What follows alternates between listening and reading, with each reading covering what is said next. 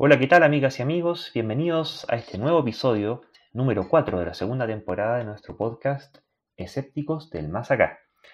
En esta ocasión nos acompañan Mario Peralta y nos vuelve a acompañar Daniel Durán. Buenas noches, muchachos. Hola, buenas noches, buenos días, buenas tardes, dependiendo de a qué hora nos escuchan nuestros auditores.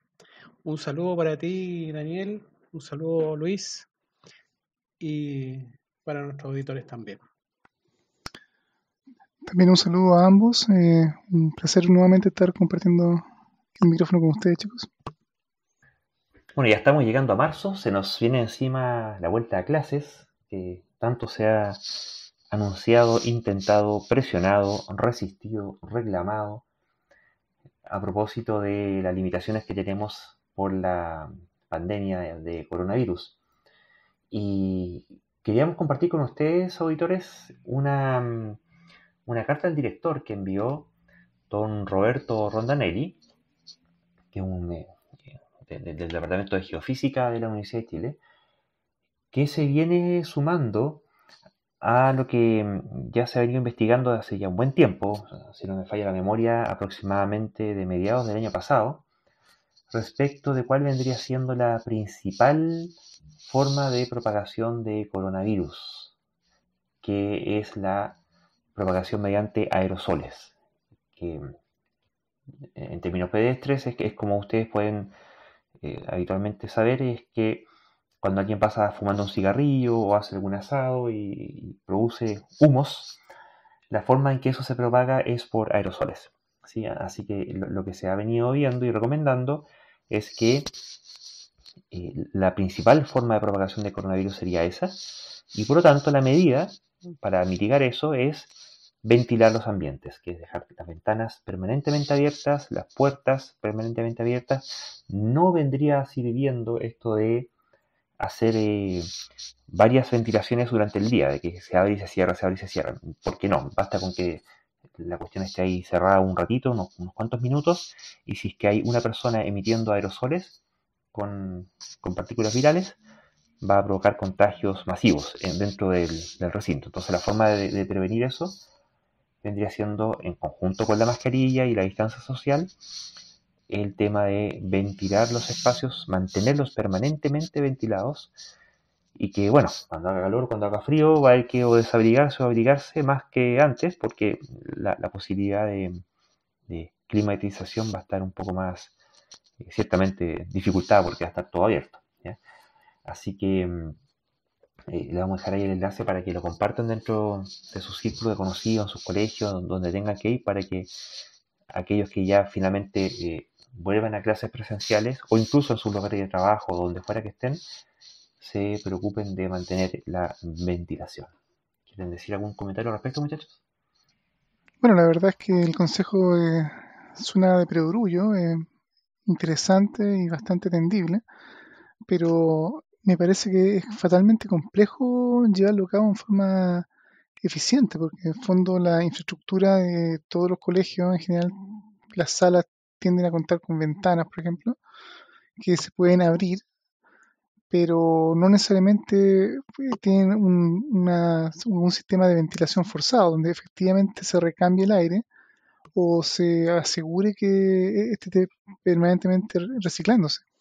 Por lo que en la práctica eso deja, yo diría que voy a especular un número, tal vez un 90% de todas las salas de clases de Chile fuera de norma o fuera de lo que sería saludable para hacer clases y por lo tanto quedamos en la encrucijada nuevamente de ¿y qué hacemos entonces? Es cierto que, por ejemplo, yo tengo justamente dos hijos que están a punto de entrar a clases justamente.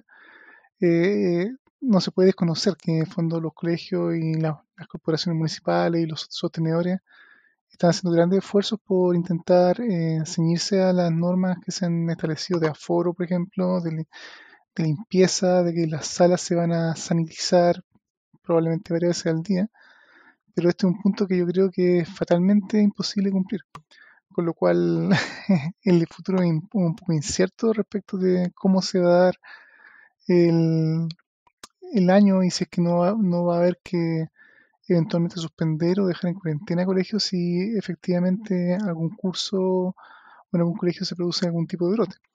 Y de verdad yo digo que es lamentable, porque en el fondo toda la infraestructura requerida para haber tenido una buena ventilación es una inversión millonaria que yo creo que ningún colegio ha hecho y por lo que he escuchado, no, más allá de mejorar la limpieza, no tengo ninguna noción de que esto se esté atacando desde un punto de vista ya más formal y técnico. Así que es una buena recomendación, pero yo creo que va a ser como letra muerta y sencillamente va a haber que ver qué va a suceder en el tiempo. Bueno, claro, efectivamente fueron los vapores los principales contagiadores. ¿M? El tema de los fomites, digamos, de estas gotitas que quedan sobre la superficie, prácticamente ha sido descartada. Eh, de hecho, ya están diciendo que el tema de los alimentos y todo este asunto ya no, ni siquiera debería usted limpiarlo, digamos, sino que lo que se ha encontrado es que estos vapores, esta es la forma de contagio. Bueno, seguramente sí van a haber brotes, lo más probable es que sí van a haber brotes. Eh, habría que tomar varias otras cosas, o sea, en el fondo que los estudiantes prácticamente no se junten en recreos, si es que tienen recreo, que los bancos estén, no sé, al menos 2 metros cada uno solo, y va a ser difícil, yo creo que va a ser difícil, muy difícil, sobre todo para los niños más pequeños. Eh, bueno, yo no sé, en realidad habría que ver algún caso exitoso, yo no sé si hay algún caso realmente exitoso en Europa. O sea, de momento, por lo que se ha venido viendo, no, los casos exitosos no los ha habido.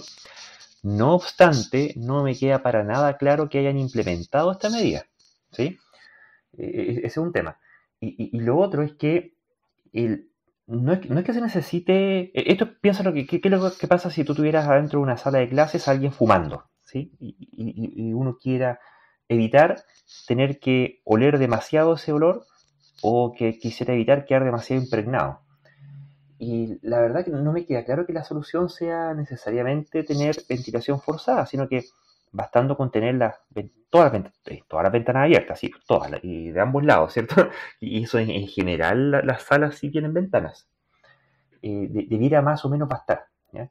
Y lo que es el caso del patio, eh, pasa lo mismo, al final de cuentas es un lugar ventilado. Como es lugar ventilado y la principal forma de propagación o de contagios mediante aerosoles, en la medida que estén con mascarilla, mantengan el metro de distancia, y finalmente pasa a ser como casi el lugar más, de hecho, los lugares abiertos pasan a ser los lugares más seguros, ¿ya? Entonces, eh, el patio no me preocupa, me preocupa más el tema de la sala, y ahí en la medida que mantengan todo abierto permanentemente, no sé, entiendo pensar que no debería ser tanto problema, ¿no? El problema es que ya se nos acerca el invierno, pues, Lucho, entonces la cosa se hace más difícil mantener todo abierto. Tiene razón desde ese punto de vista, Daniel, digamos, no, sería casi imposible tener sistemas de filtrado de aire. Porque viene el invierno y vienen los fríos y eso va a ser difícil. Por lo tanto, me imagino yo que lo que tiene pensado el gobierno es al menos apurar lo más posible la vacunación de los profesores.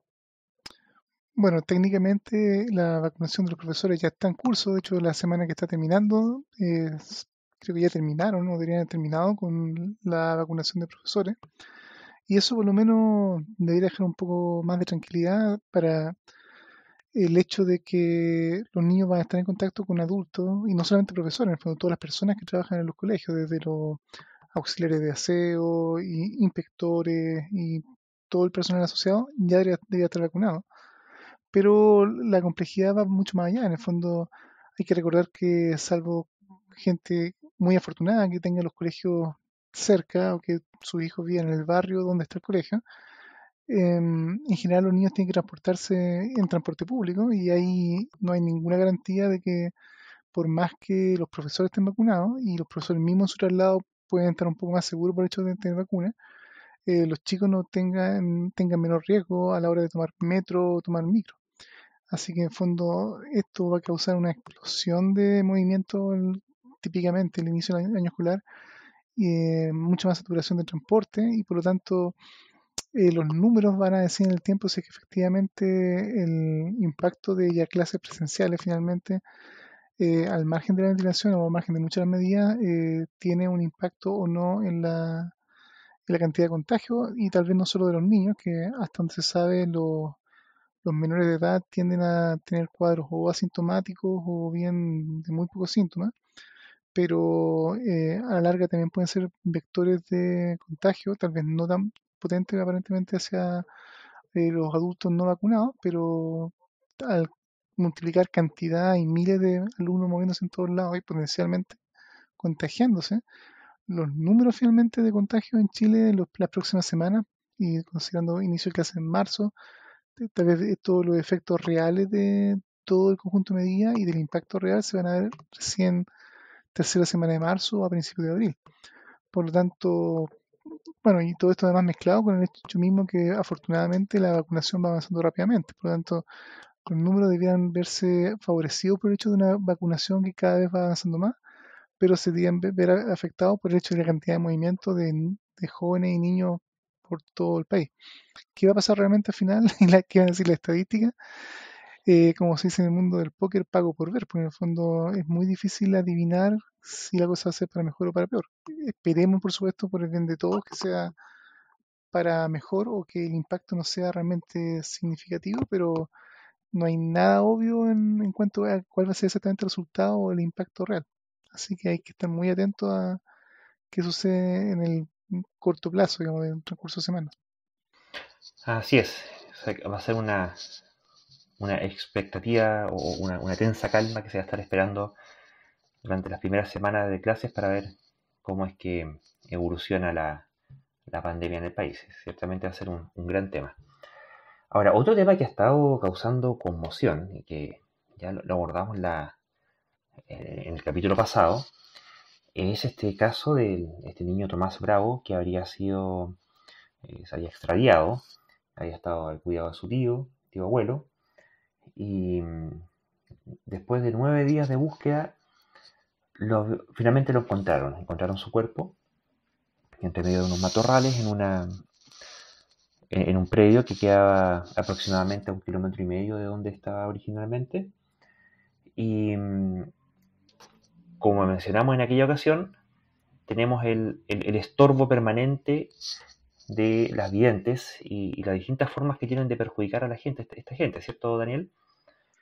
Sí, efectivamente, eso ha sido un tema muy interesante. Bueno, ya había sido tratado en episodio anterior, pero hasta el episodio anterior todavía el proceso estaba en la búsqueda del chico que estaba perdido y justamente habían múltiples líneas investigativas y múltiples videntes diciendo cosas más o menos contradictorias. Y ahora que por lo menos ya se encontró lamentablemente el cadáver del niño Tomás, sabemos ya que efectivamente, positivamente murió y que aparentemente fue atacado por el tío. Por lo menos así se hizo conocer y de hecho está siendo ya procesado por la justicia como principal sospechoso del tema. Ahora, las videntes y los videntes que han estado pululando el tema han dado que hablar en múltiples direcciones, no solo porque cada uno de ellos ha dicho cosas contradictorias unos con otros, sino que además han hecho acusaciones muchas veces un poco al voleo. Como el caso de una vidente que acusó directamente a la madre de estar involucrada en el tema, de saber demasiada información o de contradecirse en la medida que aparecía en los medios, y que por lo tanto la acusó de haber ella matado al niño y a través de un asfixiarlo. Y también otro aviso de que estaba había sido enterrado muy cerca de su casa, inclusive que estaban encubriéndolo la familia. Cosa que hoy, justamente a posteriori, dado que ya sabemos dónde fue encontrado y cómo, podemos afirmar taxativamente que eso era falso. Producto de eso mismo, la madre ya anunció y había anunciado acciones legales contra esta persona que había estado difamando a la familia en un tema que claramente era crítico y doloroso. Sin embargo, en todo caso, hay que reconocer que muchos de estos videntes, o la mayoría que estuve revisando los medios y sus apariciones en distintos medios más formales o menos formales, YouTube también o Instagram tiene mucha participación de ese estilo, la mayoría coincidía en que el niño probablemente estaba muerto, ya sea porque lo decían las cartas o porque percibían energías más bien débiles e inclusive dentro de todas las cosas a veces más o menos inconexas. Algunos videntes indicaron que un puma se lo había llevado y eso causó inclusive que gente que le dio crédito a eso partiera un día en la noche a aventurarse en los montes a capturar a ese posible puma.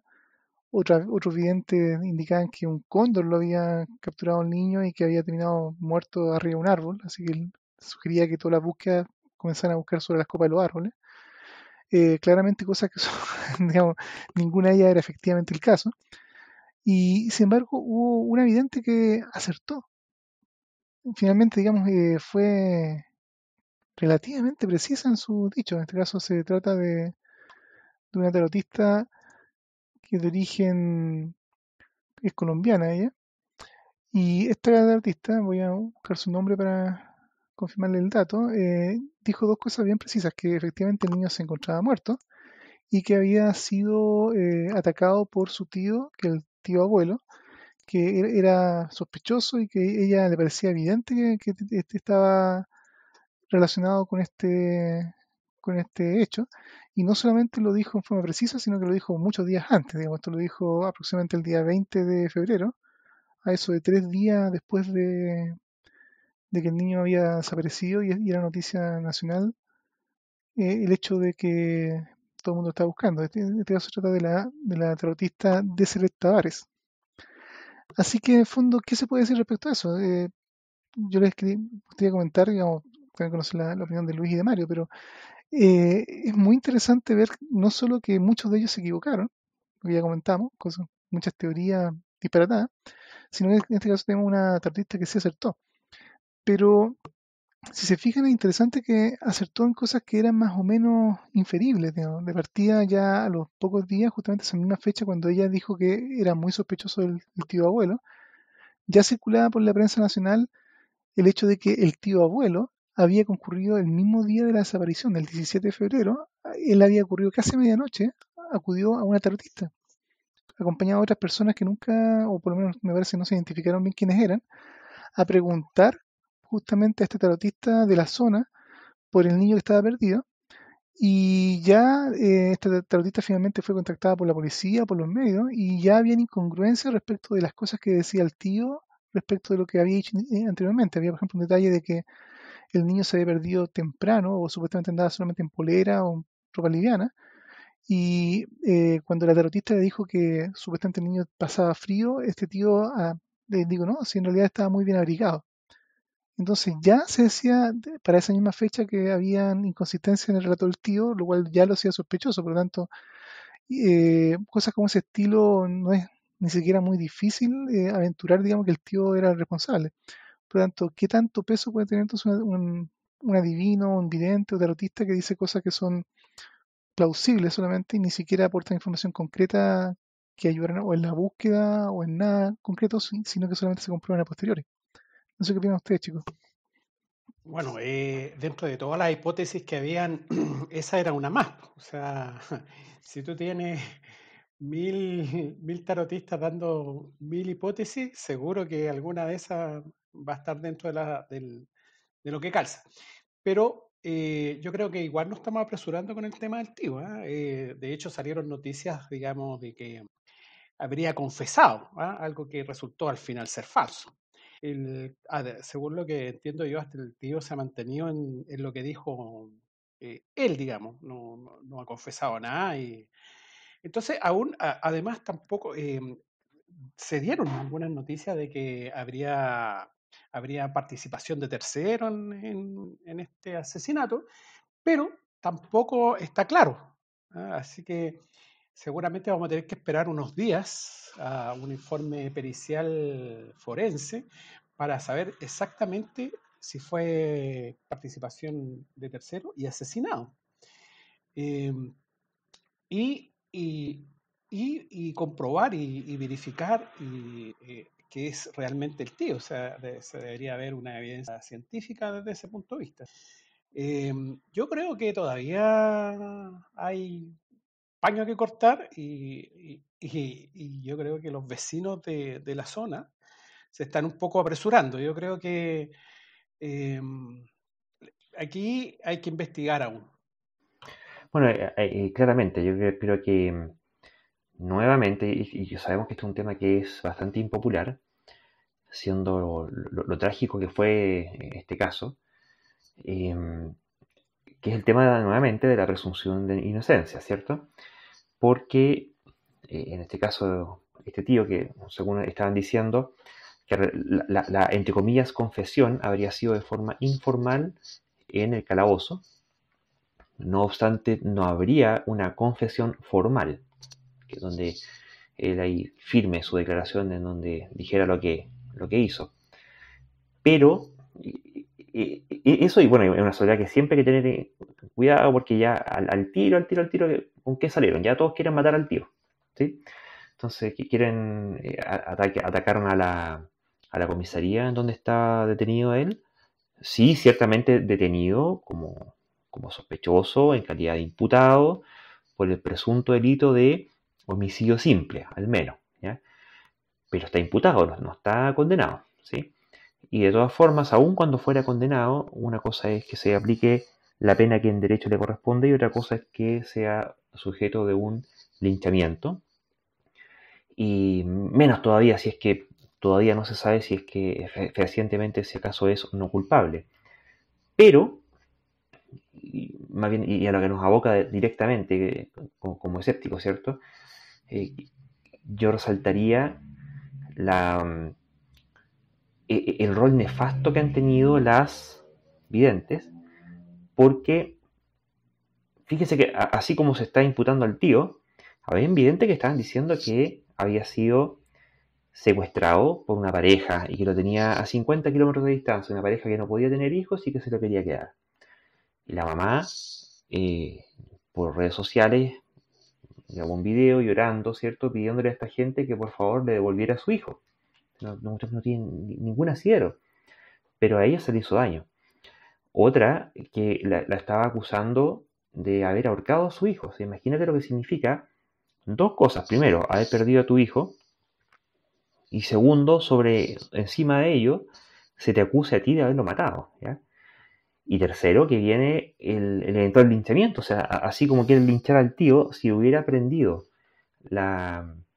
esta acusación en vano de que la mamá lo hubiera matado, eventualmente podrían haber querido linchar a la mamá también. O sea, más encima, eh, no bastando con haber perdido a tu hijo y que se te acuse falsamente, eh, eh, agregando insultos más encima al duelo, más encima terminas potencialmente siendo victimizada por la vía de un linchamiento. ¿Ya? Entonces, estos charlatanes, y creo que es la lección final de esta cuestión, que no son inocuos, ¿ya? Son flagrantes, definitivamente perniciosos. Y bueno, enhorabuena, la madre está demandando, está evidente que la acusara de haber ahorcado a su hijo por difamación, ciertamente, una cuestión de mínima cordura eso, y que la tipa se haga responsable de sus palabras. El punto es que, incluso si no hubiera llegado a tanto, siguen siendo perniciosos. ¿Sí? Orientaron búsquedas con esto de que, claro, que se lo había comido un puma, ¿cierto? Y andaban buscando un puma, encontraron un puma y creo que iban a matar al puma, no sé si al final se salvó o no se salvó el puma, y qué culpa tiene el puma, más encima una especie en peligro amenazada, ¿cierto? Eh, porque a esta gente, bueno, están los charlatanes y también está esta gente delirante, digamos, que se imagina cosas, se cree cosas, cree que tiene poderes y habla desde ese convencimiento finalmente equivocado. ¿Ya? Y en la medida que, en este caso yo no vi que le dieran mucho espacio a los medios de comunicación, no con el tono avalatorio, ¿cierto? Que habitualmente se les da así como que miren, salió el debiente, sino que en realidad siempre hubo una cuota importante de escepticismo. No sé qué piensas, Daniel. Bueno, la verdad es que efectivamente siento que en los medios más bien se informó de los eventos asociados a estos videntes o las reacciones de la familia o cosas por el estilo y dichos de la familia respecto de videntes y sus problemas como estas acusaciones en el caso de la madre. Pero da la impresión de que no, por lo menos lo que fue la acción de las policías, la búsqueda o todo ese tipo de acciones reales, digamos, para encontrar al niño, no hubo realmente una atención, digamos, importante a todos estos dichos justamente en múltiples direcciones, lo cual es afortunado porque más allá de ser tal vez bien intencionado en cuanto a decir algo que supuestamente es cierto o que quiere ayudar, si se diera crédito a cada vidente con cada teoría diferente, ya los recursos son escasos, a pesar que participaron miles de personas, entre bomberos, carabineros, policías y gente voluntaria que fue a la zona, el seguir cada posible pista muy falsa o posiblemente falsa de estos videntes, además diluiría todo ese esfuerzo aún más. Y en ese sentido, yo quisiera llamar a nuestros auditores que pueden o no ser partidarios del escepticismo, pero que sí, por supuesto, y supongo que en parte por eso pueden estarnos escuchando, hacer un poco el ejercicio escéptico y racional de pensar un poco realmente qué hay detrás de estos videntes o cómo debería tomárselos, porque mal que mal, lo que podemos decir es que hasta el día de hoy jamás un vidente de ninguna época ha demostrado fehacientemente sus poderes, lo cual no significa que podría darse el caso que algún tipo de vidente potentado o alguien con algún tipo de poder podría efectivamente tener esos poderes y eventualmente demostrarlo. Hasta la fecha, por supuesto, yo creo que mucha gente puede decir, bueno, tenemos estos otros casos, pero son casos muchas veces más bien anecdóticos y en la práctica no demuestran bien lo que pretenden demostrar, digamos, de tener un real poder. Por lo tanto, uno tendría que cuestionarse qué es un vidente real, entonces, o cómo reconocer un vidente real de uno equivocado o directamente charlatán o mentiroso. Y en ese sentido, el ejercicio sería, bueno, si alguien tuviera realmente poderes y va a hacer y o hace una predicción, de en fondo de decir de antemano algo que va a ocurrir a futuro, uno esperaría que de partida lo que diga debiera ser, primero que nada, preciso en cuanto a dar respuestas a cosas claves, por ejemplo, como quiénes o quiénes son las personas involucradas, dónde realmente va a ocurrir, cuándo va a ocurrir, y tal vez no con una precisión milimétrica, pero poner un rango de tiempo que permita eh, tomar las precauciones del caso o reaccionar o lo que sea, digamos, por ejemplo, si va a ocurrir un accidente, dar un plazo de unos pocos días, tal vez máximo una semana, pero no dar años. Por ejemplo, uno de los videntes en particular que hablaba, un tarotista, estaba hablando respecto de este caso del niño, el amigo que se llamaba Darío Castillo, lo encontré en YouTube googleando y buscando por vidente y el caso Tomás, hablaba como el tercer día o cuarto día de que el chico estaba perdido y dijo que según las cartas él veía que en fondo este caso tal vez nunca se iba a saber la respuesta y se equivocó. Decíamos, oye, encontramos al niño, sabemos que estaba muerto y dónde se encontró, y que esto se podría llegar a saber entre 4 días y 7 años.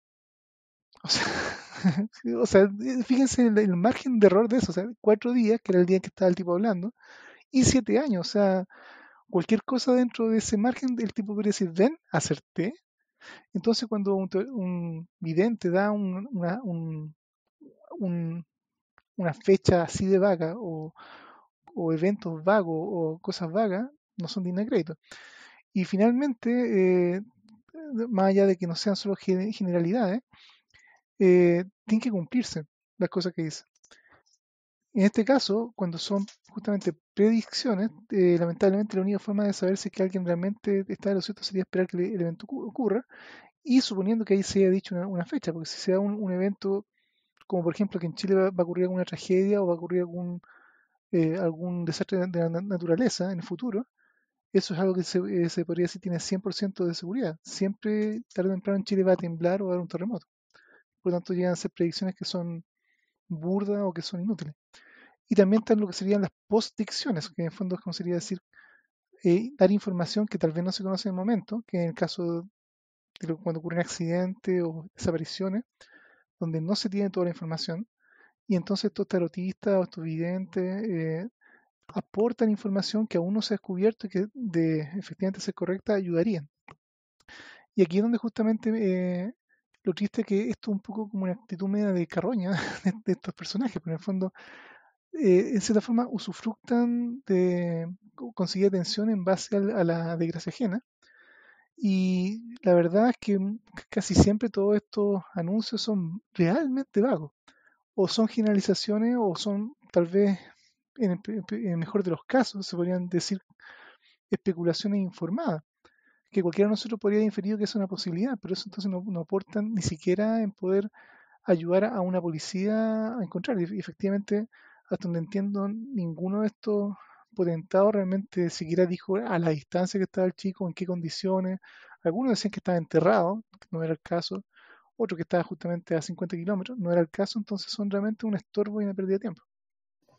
Quería hacer un alcance, y es que una de las cosas que, sobre todo en redes sociales, yo me acuerdo cuando fue el caso este del avión Casas que cayó allá en Juan Fernández, donde murió Felipe Camiroaga y otros personajes. Y el ministro de Defensa de aquella época, eh, creo que era Lamand, si no me recuerdo, puedo estar equivocado, no me acuerdo, tenía que revisarlo. Salieron con este cuento de que hay que agotar todas las posibilidades. Y con este caso del niñito también salieron diciendo que no, es que hay que agotar todas las posibilidades, o todos los medios, ¿cierto? Pero faltó precisar un tema, que, que los medios o las posibilidades que vale la pena reconocer como posibilidades son aquellas que tienen la posibilidad de ser cierta y de funcionar. Y la presuposición de poderes sobrenaturales y de visiones del más allá no tienen esa característica. Entonces, hay medios o decisiones o alternativas que son totalmente inoficiosas y casi con total certeza son perniciosas y contraproducentes. Entonces hay que tener ojo. Lo mismo pasa con las terapias en salud, ¿cierto? Cuando dicen, no, es que tengo una enfermedad terminal y me voy a morir, así que quiero, o un ser querido se va a morir, así que hay que utilizar todas las alternativas posibles. Pero no, una cosa es aplicar todas las alternativas que tienen alguna chance, alguna posibilidad racional de que puedan servir para algo. Y otra cosa distinta es meterse con cuestiones que son finalmente las terapias alternativas, que en el mejor de los casos no sirven para nada. Y de ahí para arriba empiezan a significar pérdida de dinero, pérdida de tiempo, pérdida de expectativas infundadas y de desilusiones ahorrables. Eh, incluso hasta eventuales interferencias con las cosas que podrían haber funcionado. Entonces, eh, es como una forma acotada de esta afirmación más general de tener la mente abierta, ¿cierto? La mente abierta a todo. Y claro, hay que tenerla abierta a las ideas bien fundamentadas. No hay nada de malo en rechazar ideas mal fundamentadas, ¿sí? Entonces, no hay ningún mérito en tener la mente abierta a creer burradas, ¿ya? Y eso cuando finalmente, a través de nuestras ideas, calibramos nuestras decisiones, son finalmente esas ideas las que nos llevan o no a tomar decisiones que puedan ser útiles o contraproducentes. Daniel. Bueno, yo diría como una buena recomendación como escépticos del más acá, que realmente la gente cuando tenga un problema recurra a poderes del más acá, como cosas tan mundanas como esa práctica llamada ciencia, o cosas que sean científicas y que sean comprobadas, que por lo menos se puede tener un registro concreto de su efectividad y en algunos casos tal vez de donde no son tan efectivas, pero como un hecho conocido, mientras que las cosas del más allá tienden a siempre quedar más allá de lo que realmente es útil. Así que la aplicación de técnicas y principios científicos generalmente es lo que mejor va a dar resultados, como en el caso de la ubicación de este niño. Entiendo que lo que se hizo finalmente, una vez que la búsqueda en los radios más cercanos al punto del último lugar donde se había visto al niño, o se declaró que el niño había estado con el tío abuelo, cuando ya eso se agotó, usaron imágenes aéreas y en base a esas imágenes aéreas que creo que eran de muy alta resolución, me parece que era un píxel 10 centímetros, me parece escuchado en los medios, eh, se pudo, entre comillas, ya analizar imágenes y descartar muchos sectores que definitivamente no podía estar el chico ahí, tal vez sectores planos y muy amplios, y se marcaron un par de sectores que eran interesantes de revisar porque eran más boscosos y daba espacio a que alguien pudiera estar ahí, un cuerpo en este caso, y cuando fueron a revisar esos sectores, voilà, el chico lo encontraron. Y ahí no hubo ninguna evidencia ni poder de más allá, sino que algo tan de más acá como imágenes y aplicación sistemática de conocimiento científico que está detrás de esa tecnología. Así que, hurra por la ciencia. Así es. ¿Querrías aportar algo, Mario? No, queda claro, digamos, lo que ha pasado. Yo lo único que diría que hasta ahora no tenemos todos los juicios, o sea, todas las evidencias que deberían haber, por lo tanto, me imagino que habrá que esperar un buen tiempo más, un par de semanas al menos, para cerciorarse realmente si el tío es el asesino, digamos, o pasó otra cosa. O sea, eso lo va a tener que determinar justamente lo que habla Daniel, las pruebas científicas, ¿no es cierto? Forense, ubicación de celular, etcétera, etcétera. Efectivamente, y ahí vuelve a ser muy importante y justamente también que ese tipo de peritajes son realizados basándose en conocimiento científico y con las técnicas desarrolladas y validadas mediante la ciencia. Aquí no va a correr o no debería correr cosas como por ejemplo el polígrafo, el detector de mentiras y otro tipo de maravillas con las que ya la humanidad suficiente ha sufrido. Bueno, y pasando a otro tema, Mario, no sé si tú nos podrías contar qué pasó con esta candidata a constituyente, la señorita Constanta Juve. Bueno, no sé, señora o señorita Constanza V, o Juve, no sé. Eh, él ya empezó su publicidad para ser constituyente. En pocas palabras, Chile va a enfrentar una elección de constituyente para hacer una convención constituyente. Entonces, estas personas que van a ser 155 van a tener la labor, digamos, de hacer la próxima constitución.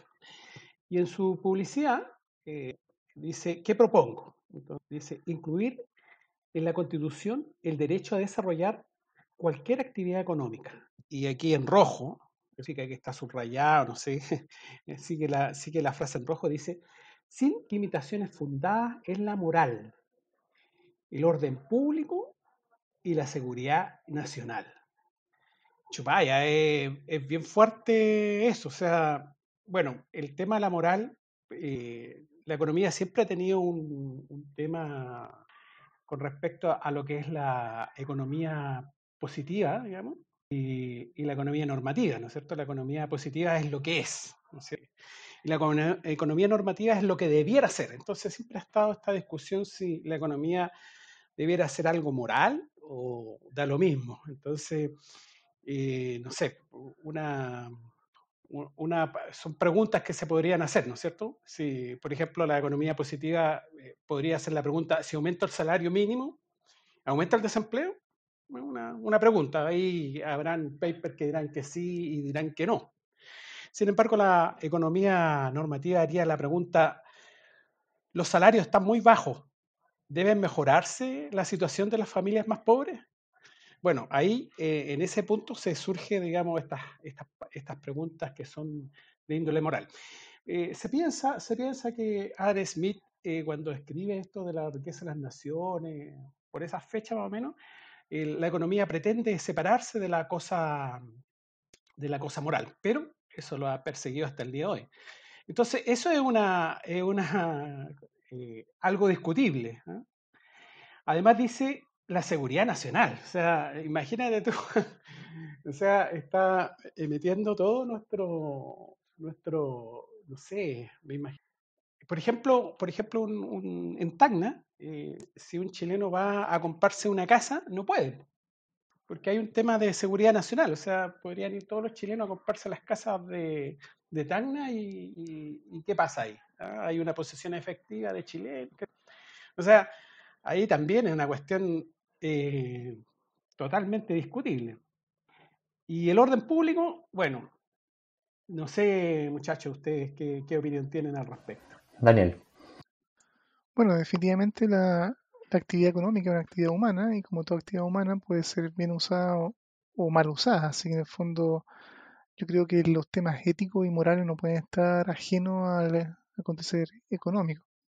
Pero dicho eso, lo más interesante de toda esta historia, y también diría, fue un poco lo que ocurrió después de esta gráfica. De hecho, la candidata Constanza Juve al final se retractó o cambió las imágenes que estaba haciendo campaña, indicando que se trataba de un error por la velocidad o la qué tan presurosos se hicieron estos afiches o estos stickers para la publicidad online y cambió la redacción. De hecho, yo conversé esto en algunos temas en un grupo de amigos y decían que tal vez le faltó una coma, que tal vez antes de la palabra libertad económica, coma, fundada, que se yo.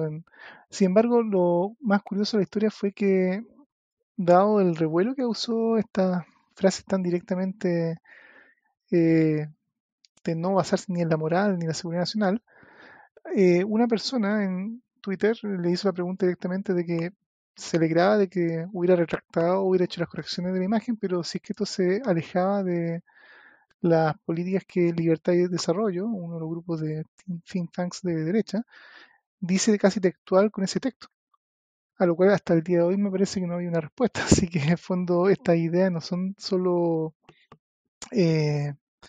tal vez un error de copy-paste de producto de la premura, sino que efectivamente puede que haya gente que comunique con esa idea y que tal vez en el momento de verse un poco apuntado por la opinión pública, más bien un poco las que escamotean la explicación, pero en la práctica sí están dispuestos a dejar de lado la moral y la seguridad nacional en pos de una libertad económica, lo cual es bastante interesante y no sé si es preocupante para alguien que quiere redactar una constitución.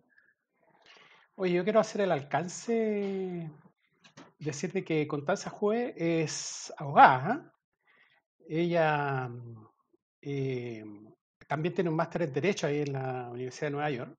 Y su currículum dice que, nótese que fue abogada senior del Grupo de Derecho Público y Mercados Regulados de Carey. La palabra mercados regulados, o sea, un mercado se regula porque normalmente podría ser, ¿no es cierto?, que es un monopolio natural. ¿Ah? Por ejemplo, el agua, ¿no es cierto?, o la electricidad son monopolios naturales. Entonces, ¿qué pasa? ¿Por qué se regulan estos mercados?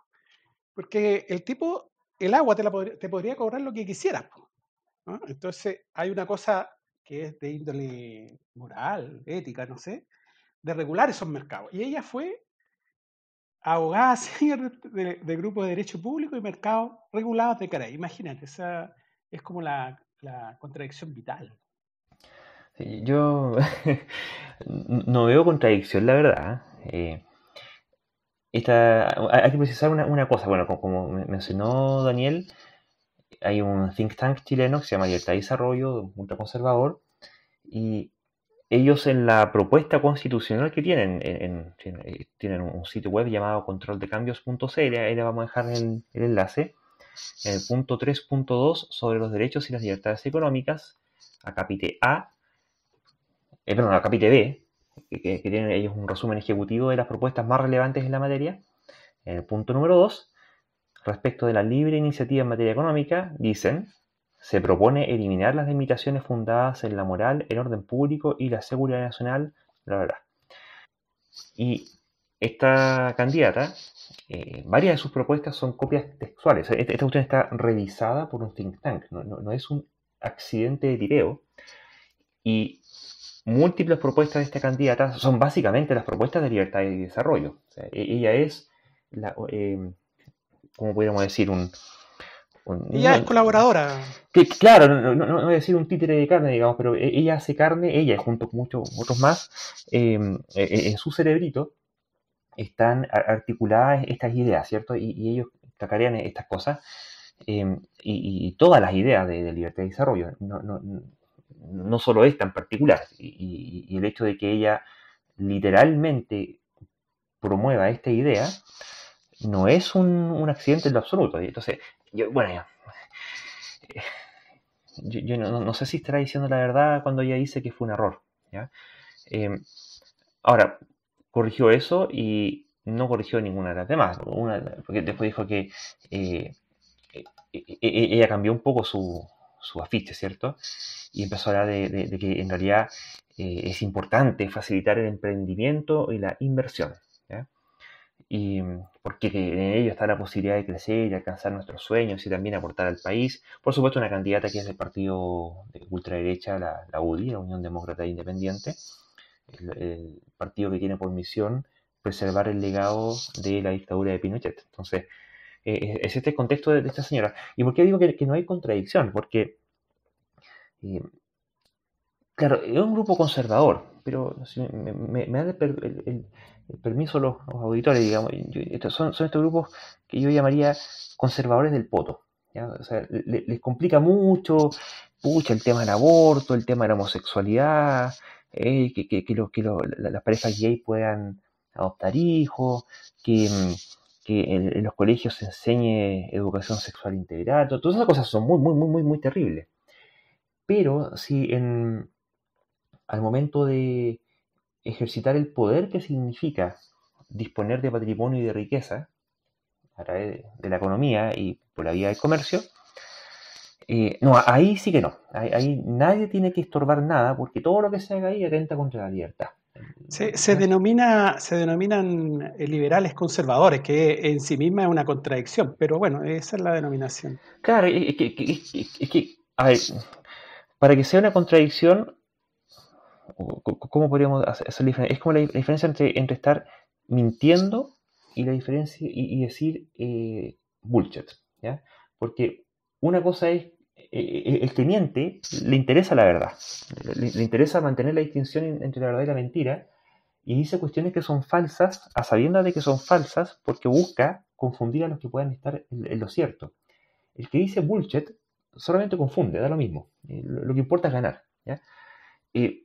Aquí no es que haya una confusión, es que es bullshit. Da lo mismo si es que acaso hay o no hay contradicción, si acaso la cuestión es conservadora o no, si es liberal o no, da lo mismo. A ellos lo único que les importa es que ellos puedan ejercer todo su poder económico y que no haya ningún contrapeso y nada que se les oponga. Punto. ¿Ya? Todo lo demás es negociable. Entonces, este tipo de extremas liberalizaciones de los sistemas económicos lo que busca es que pueda prevalecer el más fuerte. Y ocurre que, o casualidad de casualidades, esto es una casualidad, por supuesto, no vayan a pensar que es una cuestión intencionada, justo coincide que quienes proponen este tipo de ideas son los que tienen los mayores patrimonios, los mayor influencia y que, bueno, dada la situación regulatoria en Chile, podríamos llamar son los superdepredadores económicos, y lo que están planteando es un sistema en el cual, bajo ninguna circunstancia, a nivel constitucional, se les vaya a poner ningún tipo de atajo de ninguna índole, y en particular ni siquiera moral, ni siquiera de orden público y ni siquiera de seguridad nacional, ¿ya? O sea, es la absoluta ley de la selva en donde ellos son los leones, ¿ya? Entonces, hay por lo menos un poquito de hipocresía en este tipo.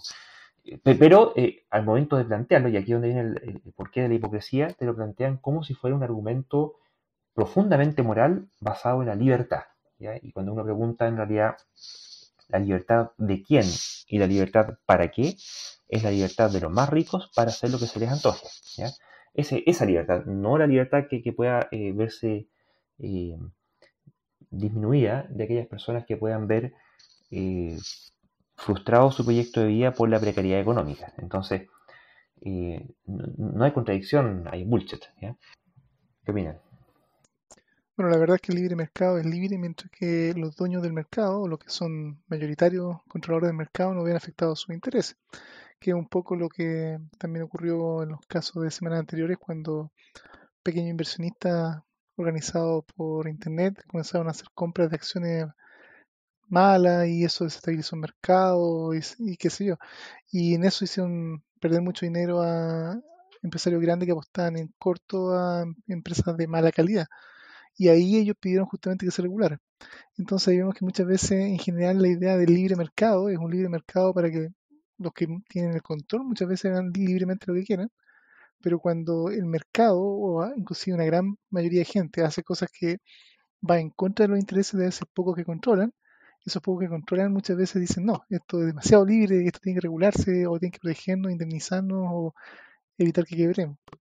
Así que bueno, yo creo que eso es una, ¿cómo decirlo? Es una historia común de cómo la gente reacciona de muchas veces proteger sus propios intereses y pedir las máximas libertades para uno, pero no para el resto. Triste pero cierto, yo diría.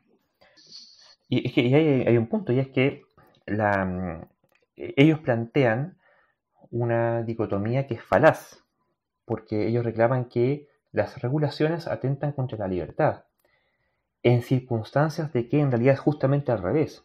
Para que se pueda ejercer la libertad, es necesario impedir que algunos dominen la escena al punto de coartar la libertad ajena. Entonces, para empezar, una falsa dualidad. En particular, ocurre además el tema de los monopolios, ¿cierto? Porque pueden ser monopolios naturales o monopolios, bueno, lisa y llanamente monopolios, ¿ya?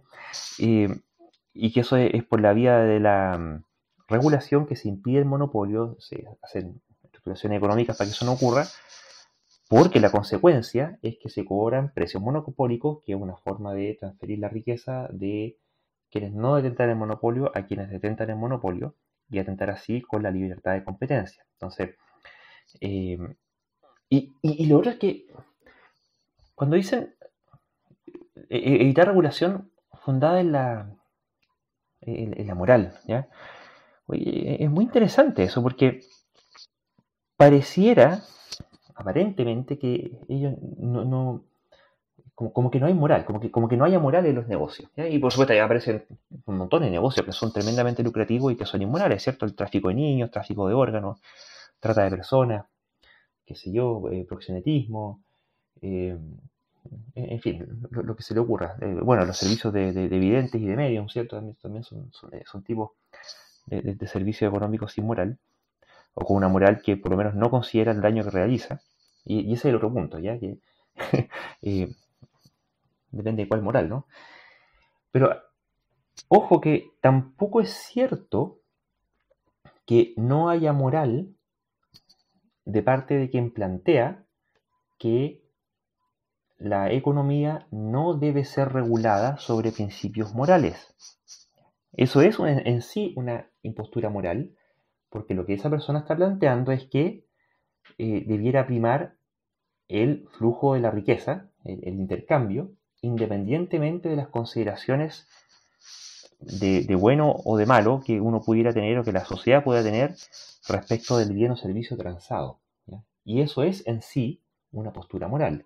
Y esa postura moral uno podría darle un nombre, ¿ya? Y es la postura moral de un psicópata, ¿sí? Básicamente, si me conviene, económicamente, vale, punto. Lo demás, no, eso, o sea, y cada uno tendrá su moral personal, podrá sentir lo que quiera, pero que no me lo impidan, regulatoriamente no me lo impidan porque es mi dinero y yo, eh, teniendo la supremacía del derecho de propiedad sobre mi riqueza, yo hago con ella lo que se me antoje sin ningún tipo de contraste. ¿Daniel? Bueno, en todo caso acá voy a decir algo que va a ser bastante peculiar y no sé si ya llamarle impopular directamente. Porque resulta que lo que están proponiendo, en este caso el think tank de Libertad y Desarrollo, es una reacción distinta o ligeramente distinta de la constitución actual. La constitución de 1980 o sus actualizaciones de 2005. De hecho, en la constitución actual se escribe literalmente comillas, el derecho a desarrollar cualquier actividad económica que no sea contraria a la moral, al orden público o a la seguridad nacional, respetando las normas legales que la regulen. Eso es la redacción actual de la Constitución. Y me parece que había una propuesta de Michelle Bachelet que simplificaba esta norma quitando justamente lo de que no fuera contraria a la moral, el orden público o la seguridad nacional, dejando solamente que se respetaran las normas legales que la regulen. Ahora, lo interesante es que, claro, uno asume que las normas legales que regulan la actividad económica debieran estar más o menos alineadas con la moral, el orden público o la seguridad nacional. Pero cabe preguntarse qué tipo de actividades podrían verse estorbadas por el hecho que sean o no pudieran cumplir estas reglas de no ser contraria a la moral, el orden público o la seguridad nacional. Como para decir que esa redacción tal vez requiere un cambio o es inconveniente para el país de alguna manera. ¿Qué tipo de emprendimiento, dado que muchas veces esto se piensa a nivel de la gente tiene que ser una emprendedora, hacer nuevos negocios o nuevas actividades que den trabajo a la gente y como país crezcamos, todas cosas que yo creo son buenas? ¿Qué tipo de actividades podrían verse entorpecidos porque la Constitución diga tal cosa? Y la verdad es que me parece complejo pensar actividades que sean lícitas o que sean realmente algo que nadie pudiera objetar, pero que cayera o chocara contra esa restricción, independiente de que esta justamente sea una redacción de una constitución que supuestamente queremos cambiar. O hay mucha gente que quiere cambiarla, entonces no lo sé. Me deja muy pensativo realmente qué tienen en mente las personas que piden un cambio a esta redacción y qué es lo que pretenden hacer que hoy día no podrían hacerlo debido a esa redacción. Filmar películas porno en La Moneda, por ejemplo. Eh, bueno, sí, tal vez. O sea, bueno, en la Constitución, el que se quiera cambiar la Constitución en su conjunto y de ciertas relaciones sinérgicas que se producen entre sus diversos artículos, no quiere decir que todos y cada uno de sus artículos necesariamente se quiera cambiar, ¿ya? Entonces, una cosa es la obra completa y otra cosa son sus ladrillos. Y eventualmente podrían haber quienes esta parte no quieran cambiarla. Entonces, hay que ver ahí del lado de quién está. Ahora, lo que no deja de llamarme la atención, ella es una abogada de la Universidad Católica de Chile, ¿sí? Sabemos que ahí prima el justnaturalismo. Y yo no, ya en reiteradas ocasiones, no sé, bueno, no conozco a todos los abogados de la Católica, seguramente hay abogados de la Católica que piensan distinto. Pero desde el punto de vista de su programa, yo como no soy abogado quizás no tengo los antecedentes para poder juzgarlo, pero yo me pregunto hasta qué punto no ocurre que el programa formativo de esa universidad está armado para, bueno, que finalmente el objetivo sea que salgan personajes de estas características diciendo justamente estas cosas y que son cursados por las personas que quieren formarse en ese tipo de ideas para seguir promoviéndolas, ¿ya?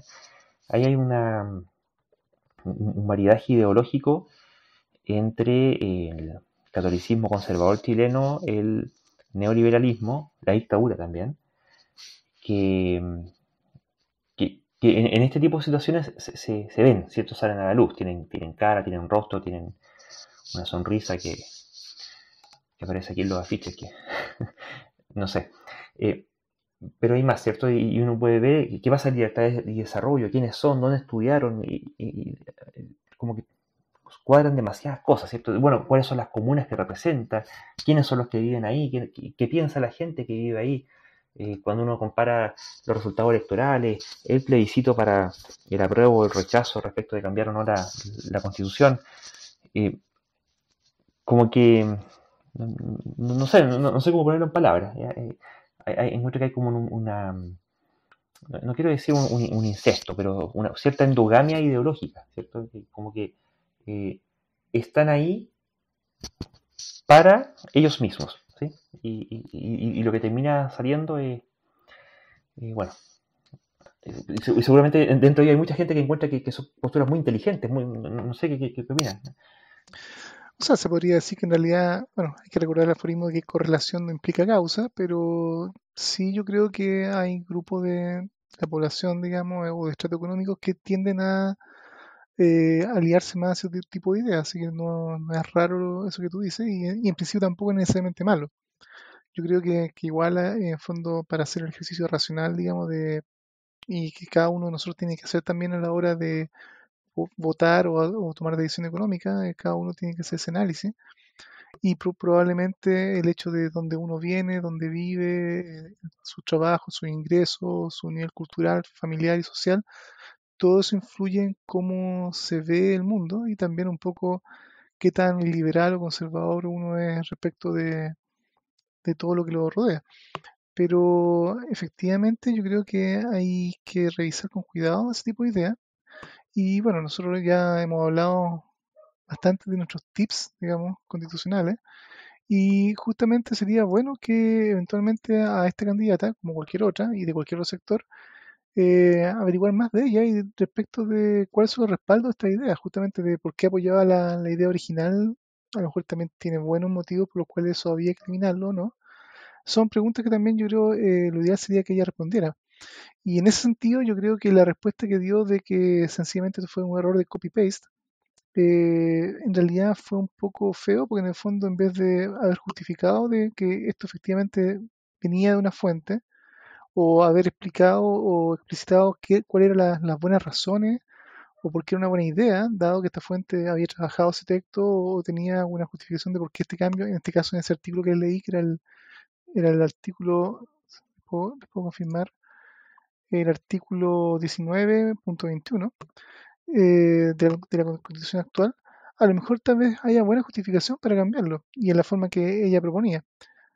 No sé si justamente en la forma que está redactado necesariamente en el afiche. Y sin embargo se fueron por la explicación fácil de no, esto fue solamente un error.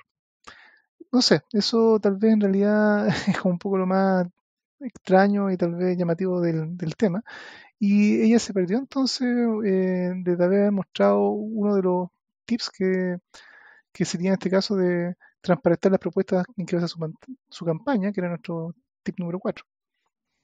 Bueno, ahí yo me preguntaría si es que acaso, y que es lo que yo sospecho en realidad, puede que públicamente haya intentado más o menos regular el asunto y decir no, que yo quise decir otra cosa y que bla, bla, bla, porque en última instancia el problema suyo es que esto lo reventó públicamente y eventualmente pudiera perder votos, aunque quizás la zona que ella representa eso no le signifique nada en realidad.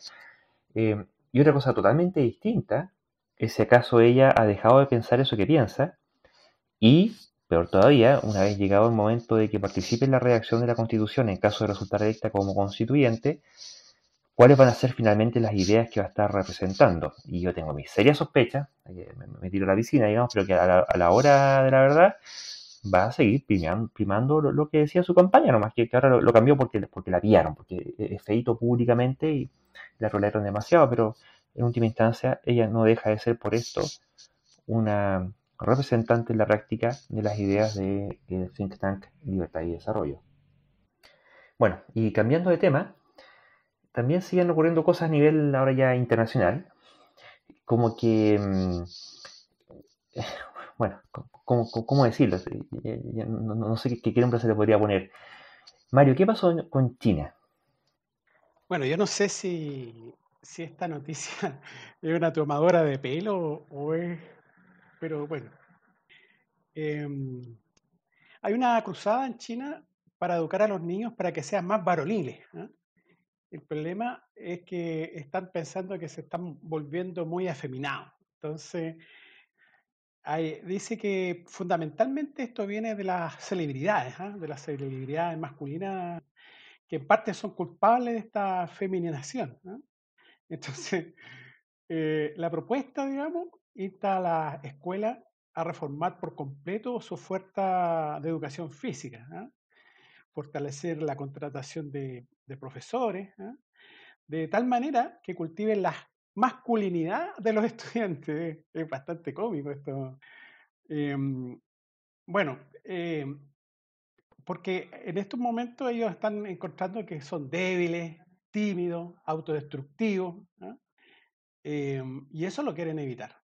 Entonces, esto de ser feminoides, digamos, inevitablemente pondría en peligro la supervivencia y el desarrollo de la nación. Es bien cómico esto, ¿eh? Y es una cosa interesante de que la academia, digamos, la gente de ciencias sociales, es muy cómico esto que hace, culpa a la CIA. Culpa a la CIA de, no sé cómo está, cómo es lo que realmente está haciendo la CIA para hacer, digamos, de que se estén volviendo femeninos. Ahora, yo sospecho que en realidad no es la CIA y que esto es una moda, la moda coreana esta, digamos, de ¿cuánto se llama? De estos cantantes, El qué sé yo. K-pop, Yo me imagino que por ahí va la cosa. el K-pop, ¿no? El K-pop, el famoso que también tuvo la culpa de nuestras protestas, entre paréntesis. Oye, son culpables de todos estos coreanos, Claro. es impresionante. No sé, es una hipótesis mía, que yo creo. Pero los chinos directamente culpan a la CIA, que yo no sé si le está metiendo algo al agua, o no sé, o habrán descubierto alguna radiación. No tengo. Esto es como cuando la embajada o la representación norteamericana ahí en Cuba le hacían. ¿Cuánto se llama? Eran ataques acústicos que al final nunca más se supo de eso, ¿no? ¿Qué es lo que era? A lo mejor fue el 5G. Daniel, Justamente. O sea, esto en realidad es como curioso, aunque en todo caso, dentro de la curiosidad, y aunque me mencionaba Mario que parece una broma, esto ha sido cubierto por medios como BBC Mundo, así que no lo sacamos o no se encuentra necesariamente en puras páginas amarillistas extrañas, así que algo de probablemente de seriedad detrás de la información hay. Y en general, por lo que justamente reporta BBC, la reacción en general de la gente común y corriente en China fue horriblemente mala respecto a estas posturas, así que claramente, aun si es que el gobierno chino en su preocupación tiene razón de que las generaciones más jóvenes, más nuevas, no son tan masculinas o buscando tanto músculo como los chinos de antaño, tal vez es algo que justamente que está cambiando a nivel de sociedad. Y eso, las sociedades se va moviendo en lo estético, en los gustos, en todo tipo de cosas. Y no es solamente un tema que se pueda imponer desde arriba, en el fondo. Ahora, en una cultura como la China, donde justamente muchas cosas se imponen de arriba, esto puede ser un problema serio. Justamente en China las cosas se deciden a nivel de cúpula y por lo general la gente tiene que asumir.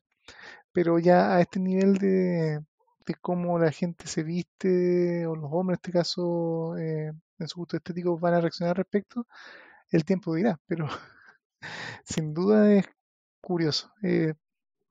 O que por lo menos a nivel de gobierno se esté llegando a ese nivel de control sobre cómo la gente y los hombres o los jóvenes deciden vivir su vida o vestirse o verse.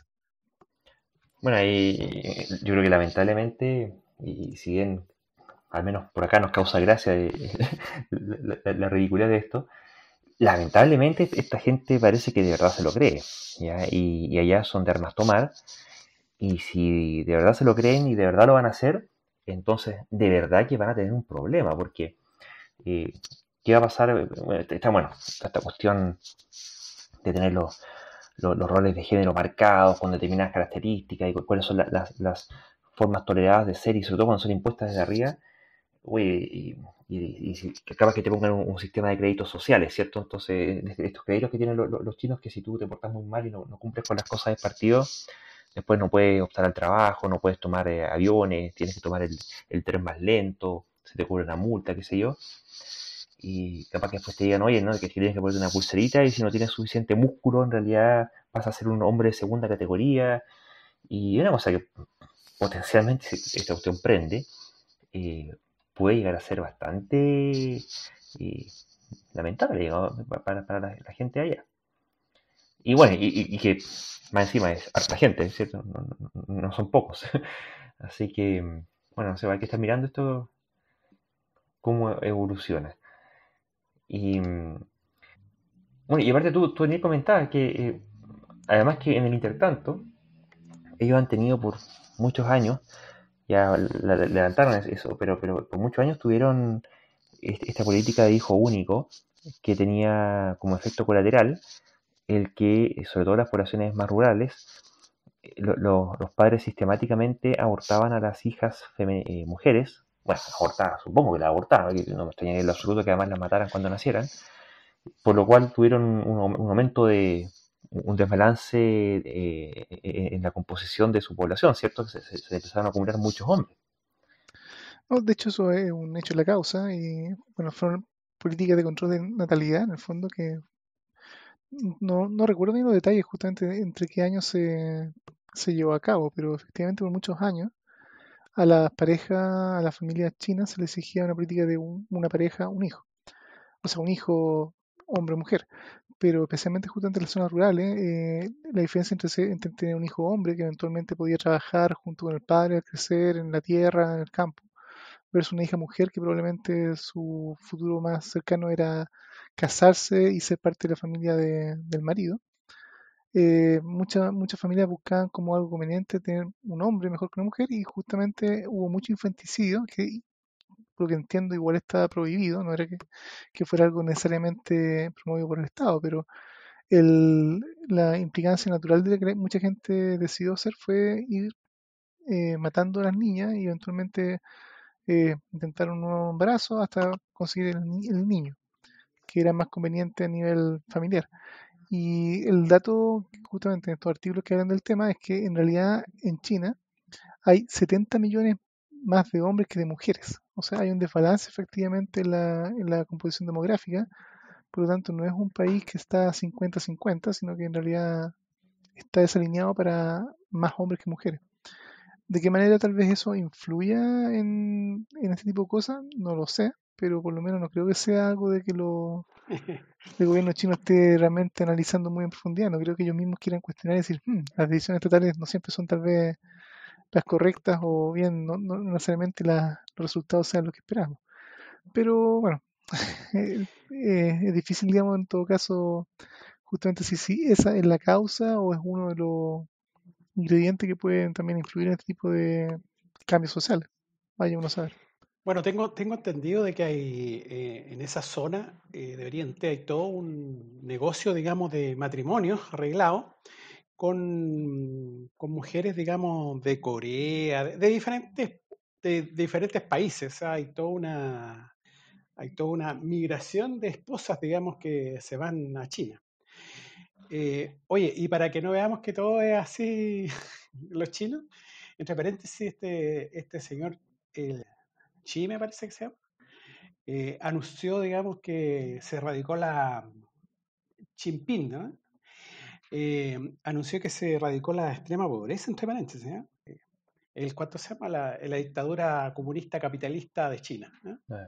Que solo puede ser maravilloso, si el chino tiene que ser maravilloso. O sea, yo no conozco los detalles, pero la pregunta que me haría sería, ¿se radicó la pobreza o se radicaron los pobres? La extrema pobreza, la extrema pobreza. Bueno, yo Porque he estado, ¿cuánto se llama? He estado viendo televisión y he visto algunos documentales de cómo lo van haciendo en algunas partes de China, con esto de, bueno, me imagino yo que es propaganda, pero cómo lo van haciendo en el interior de China, porque la verdad que en el interior de China hay harta pobreza. En estos documentales lo que muestran es dónde vivían, ¿eh? Para empezar, y cómo viven ahora. Y bueno, se ve una diferencia increíble entre una choza donde vivían y en la actualidad tienen una casita respetable, digamos. El otro día yo veía, a propósito de eso mismo, bueno, porque en última instancia todo esto requiere consumo de recursos, contaminación, etcétera. Y cuando se quieren hacer construcciones se necesita arena.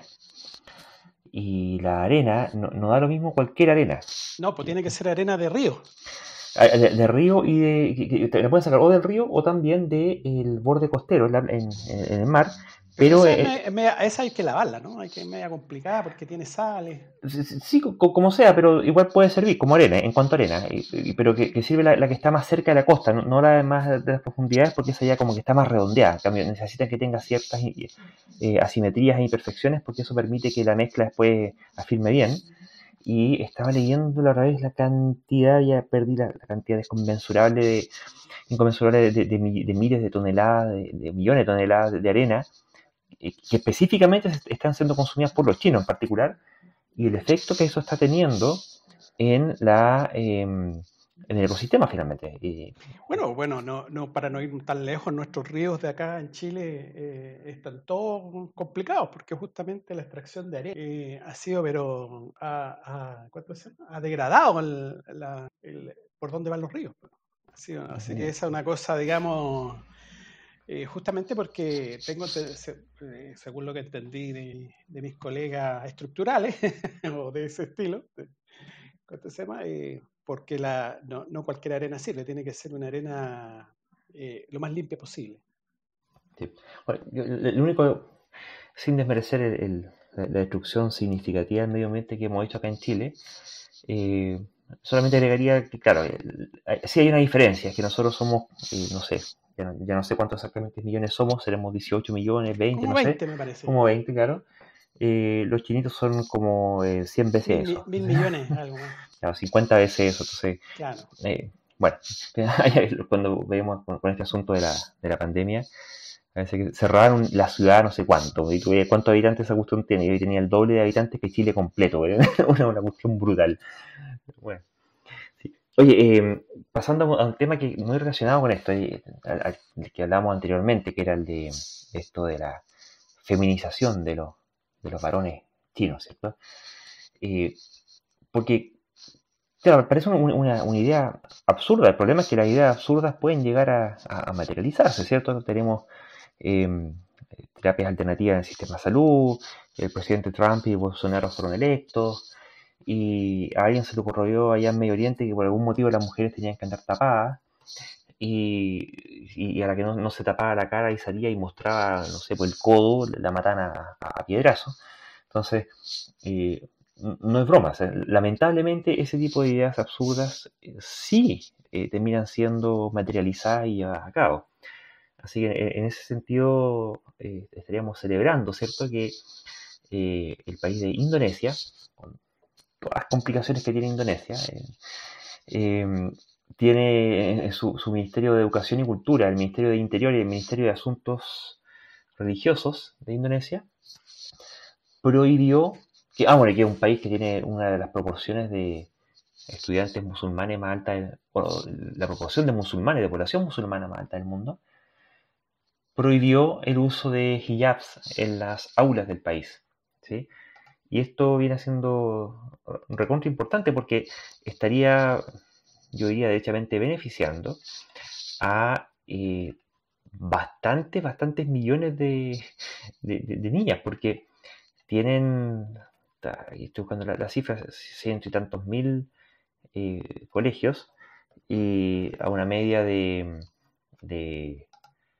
mil alumnos por colegio, y viendo cuántas niñas eso puede significar, son 300.000 escuelas estatales en Indonesia, a un promedio de 1.000 alumnos, esto estaríamos significando aproximadamente 15 millones de mujeres escolares que habían estado hasta ahora obligadas a usar el hijab. Y que lo que sí va, bueno, esto va a significar un choque cultural definitivamente, pero también quería apuntar a esto de que a veces en la eterna pelea de qué va primero, si el huevo o la gallina, no se termina nunca por abordar el problema. Y cuando se toman medidas legales que apuntan eh, a solucionar un problema, la gente reclama como que no, que las costumbres no se pueden imponer por ley. Y la verdad es que sí, pues, finalmente las costumbres se pueden imponer por ley porque en la medida que la ley se hace valer, va generando hábito y cultura, ¿ya? Y en este caso, lo que hay que esperar es que finalmente los colegios acaten la norma, pero esto, creo que da un, un esporonazo y un puntapié inicial importante desde el punto de vista político para las mujeres en este país. Daniel. Bueno, quería comentar respecto a esta noticia que no sé si creo que lo leíste en forma demasiado positiva, pero hay un detalle técnico. No es que hayan prohibido el uso de las hijab en los colegios indonesios, donde el 87% de la población es musulmana, o sea, claramente mayoritariamente musulmana, sino que en realidad levantaron la obligación de que tuvieran que asistir con hijab. Y por lo menos ahora los estudiantes supuestamente pueden elegir entre usarlo o no, que no es exactamente lo mismo que prohibirlo. Por lo tanto, probablemente muchos de los estudiantes van o podrían todavía elegir usarlo, pero ahí en todo caso que la pregunta de qué tanto poder de elección tienen realmente los alumnos mismos, o las alumnas en este caso. Porque en realidad, especialmente cuando son menores de edad o niñas pequeñas, probablemente no sea la niña la que elige, sino probablemente va a ser su familia, su Tengo, mamá o su papá. tengo Así entendido que que, de cierta edad se usa esos artilugios, no, cuando son niñas no las usan. De hecho, es casi como pasar a ser mujer, digamos, el usar este ¿mm? artilugio. Además, yo no sé si otro, que dentro del aula, me imagino yo que en estos países no hay colegios mixtos, me imagino yo, porque la tesis de todo esto de por qué se tiene que cubrir el pelo es porque el pelo es una cuestión sexual, o sea, genera rayos que cuánto se llama, que a los hombres los enardece o no sé qué le hace, weón, pero ese es lo que hay detrás de este artilugio. Pero por lo menos en todo caso lo positivo es efectivamente que ahora supuestamente las niñas y sus familias podrían elegir o no estarían obligadas a usarlo y aún así ya por lo que indica la prensa hay ciertos alcaldes o zonas donde las autoridades locales que se están oponiendo a estas medidas. Claramente en la sociedad hay lugares donde la idea de que puedan las mujeres elegir o que puedan asistir sin hijab es prácticamente anatema o algo imposible y por lo tanto están dispuestos a desacatar la no obligatoriedad, lo cual muestra que no es una decisión fácil aún cuando sea optativo o lo que plantean sea solamente optativo. Bueno, el tema religioso es complicado. Recuerda que hace unos años, aquí como el sistema de salud lo cual está supeditado a los alcaldes. Recuerdo que cuando empezaron con el tema de la píldora del día después, habían alcaldes que sencillamente aseguraban que en su centros de salud no iban a existir, digamos, las píldoras del día después, porque eso era aborto y todo el cuento que tienen este tipo de ideologías, digamos. Bueno, ahí se ve un poco lo que hablamos antes, de que en el fondo en algunos lugares a veces la eh, liberalidad o en el fondo las ideas liberales son a veces o lo económico y no necesariamente en otro tipo de ámbito viceversa.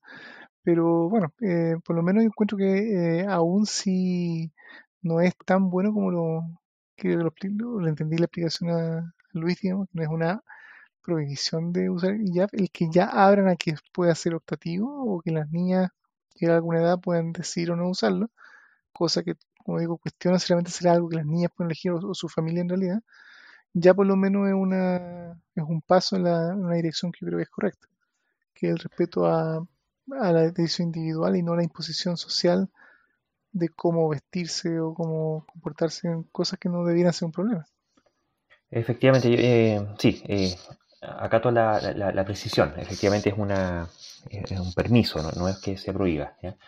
Y claro, que está este meme, ¿cierto? De que le preguntan a una mujer musulmana que está ahí tapadita y le preguntan, oye, tú, eh, ¿por qué no te sacas eso de encima que te oprime?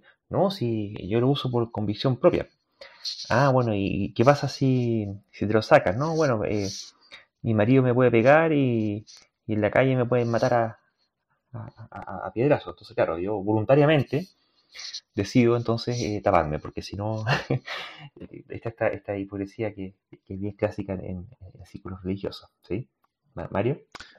Oye, pero bueno, ellos hacen un símil con las personas que andan con crucifijos, pues, o sea, aquí la gente cristiana anda con un crucifijo, por lo tanto hacen un símil con eso, o sea, es su símbolo, digamos, religioso, por así decirlo.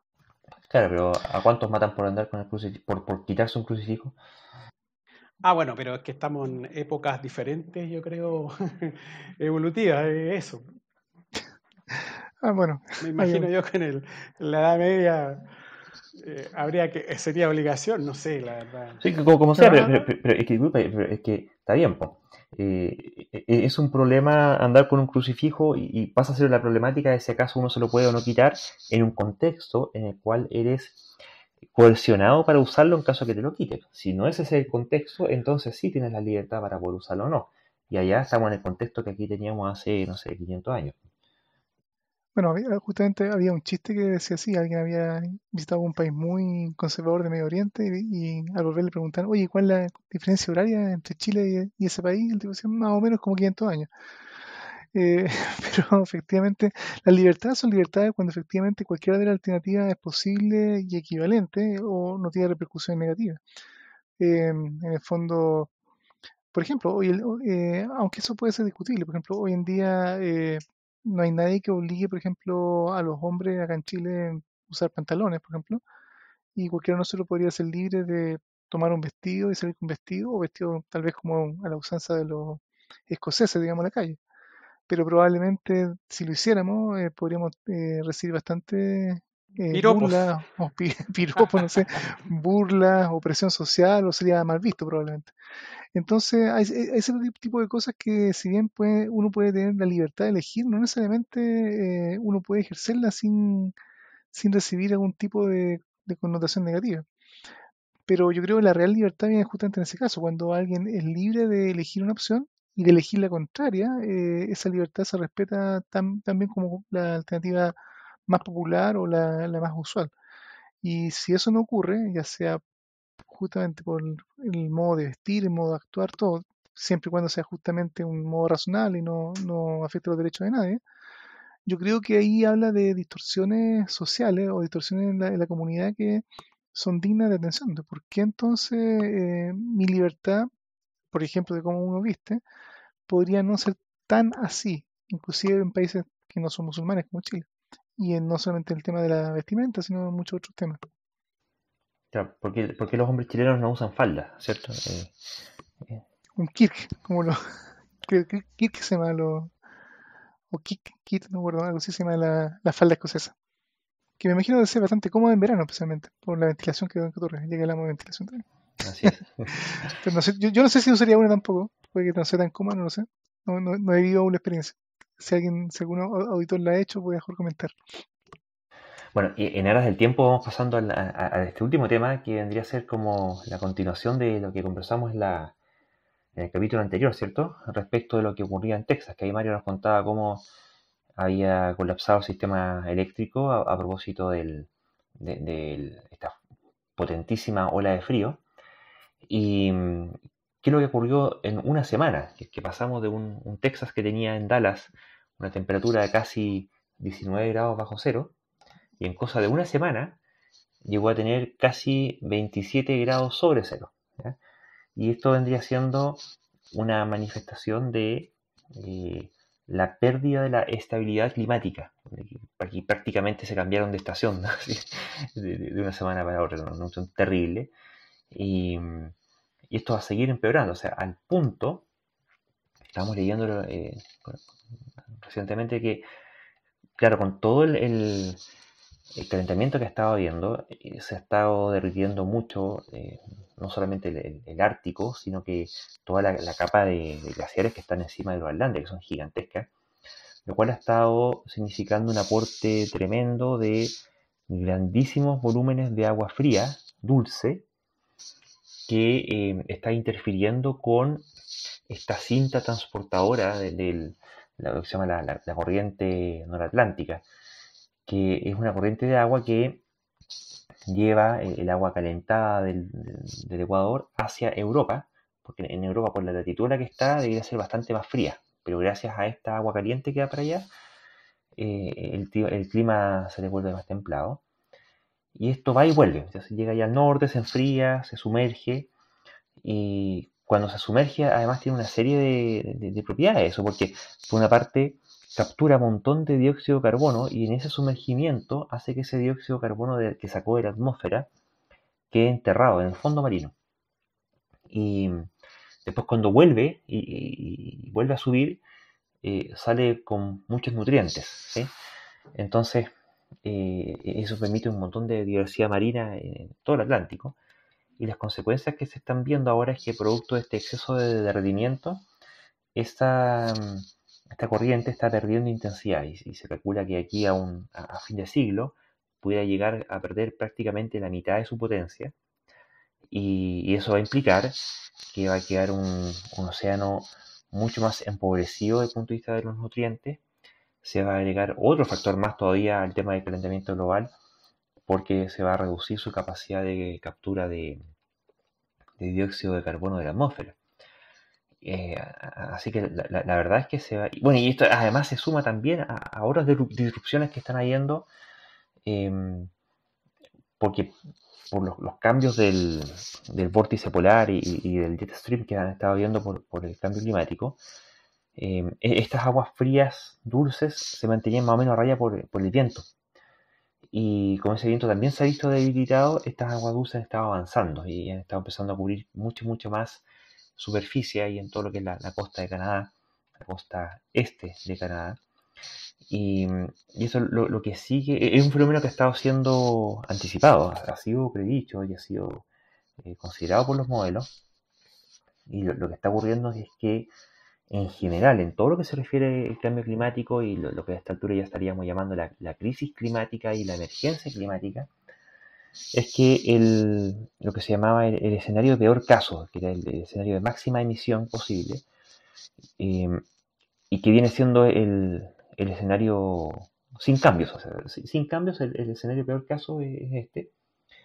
Y ya sistemáticamente, esto se viene viendo ya por los últimos 20 años, todas las predicciones que se estaban haciendo y que eran consideradas de peor caso y que se consideraban que iban a ser ciertamente significativas, pero también relativamente distantes en el tiempo. Muchas cosas que se pronosticaban que eran para fines o hacia el 2100, está ocurriendo que se están adelantando en décadas y manifestándose en intensidades mucho más altas de las inicialmente previstas. Siempre estas predicciones eran conservadoras. Lo conversamos en un capítulo hace ya casi un año, de cómo siempre hay un sesgo hacia la proyección conservadora en términos de qué tan grave era esta cuestión, pero que en realidad todas esas predicciones conservadoras están totalmente sobrepasadas, tanto en la premura del tiempo como en la intensidad del efecto. ¿Qué opinan ustedes, muchachos? Bueno, entre paréntesis, el asunto de Texas. Esta semana Biden visitó Texas. ¿Ah? Bueno, ahí estuve hablando de que el tema del manejo de emergencia ha llevado millones de galones de agua, entre paréntesis, y comida, ¿no? Porque se quedaron sin comida, sin agua, no hay ni una cuestión. En estos momentos están teniendo 27 grados, pero están con una emergencia increíble.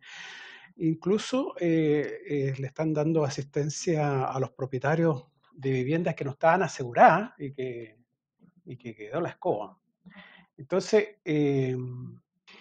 aquí hay un fenómeno, digamos, de que en el fondo Groenlandia o esa zona se está calentando y la América, o esa parte, digamos, de Norteamérica, se está volviendo helada.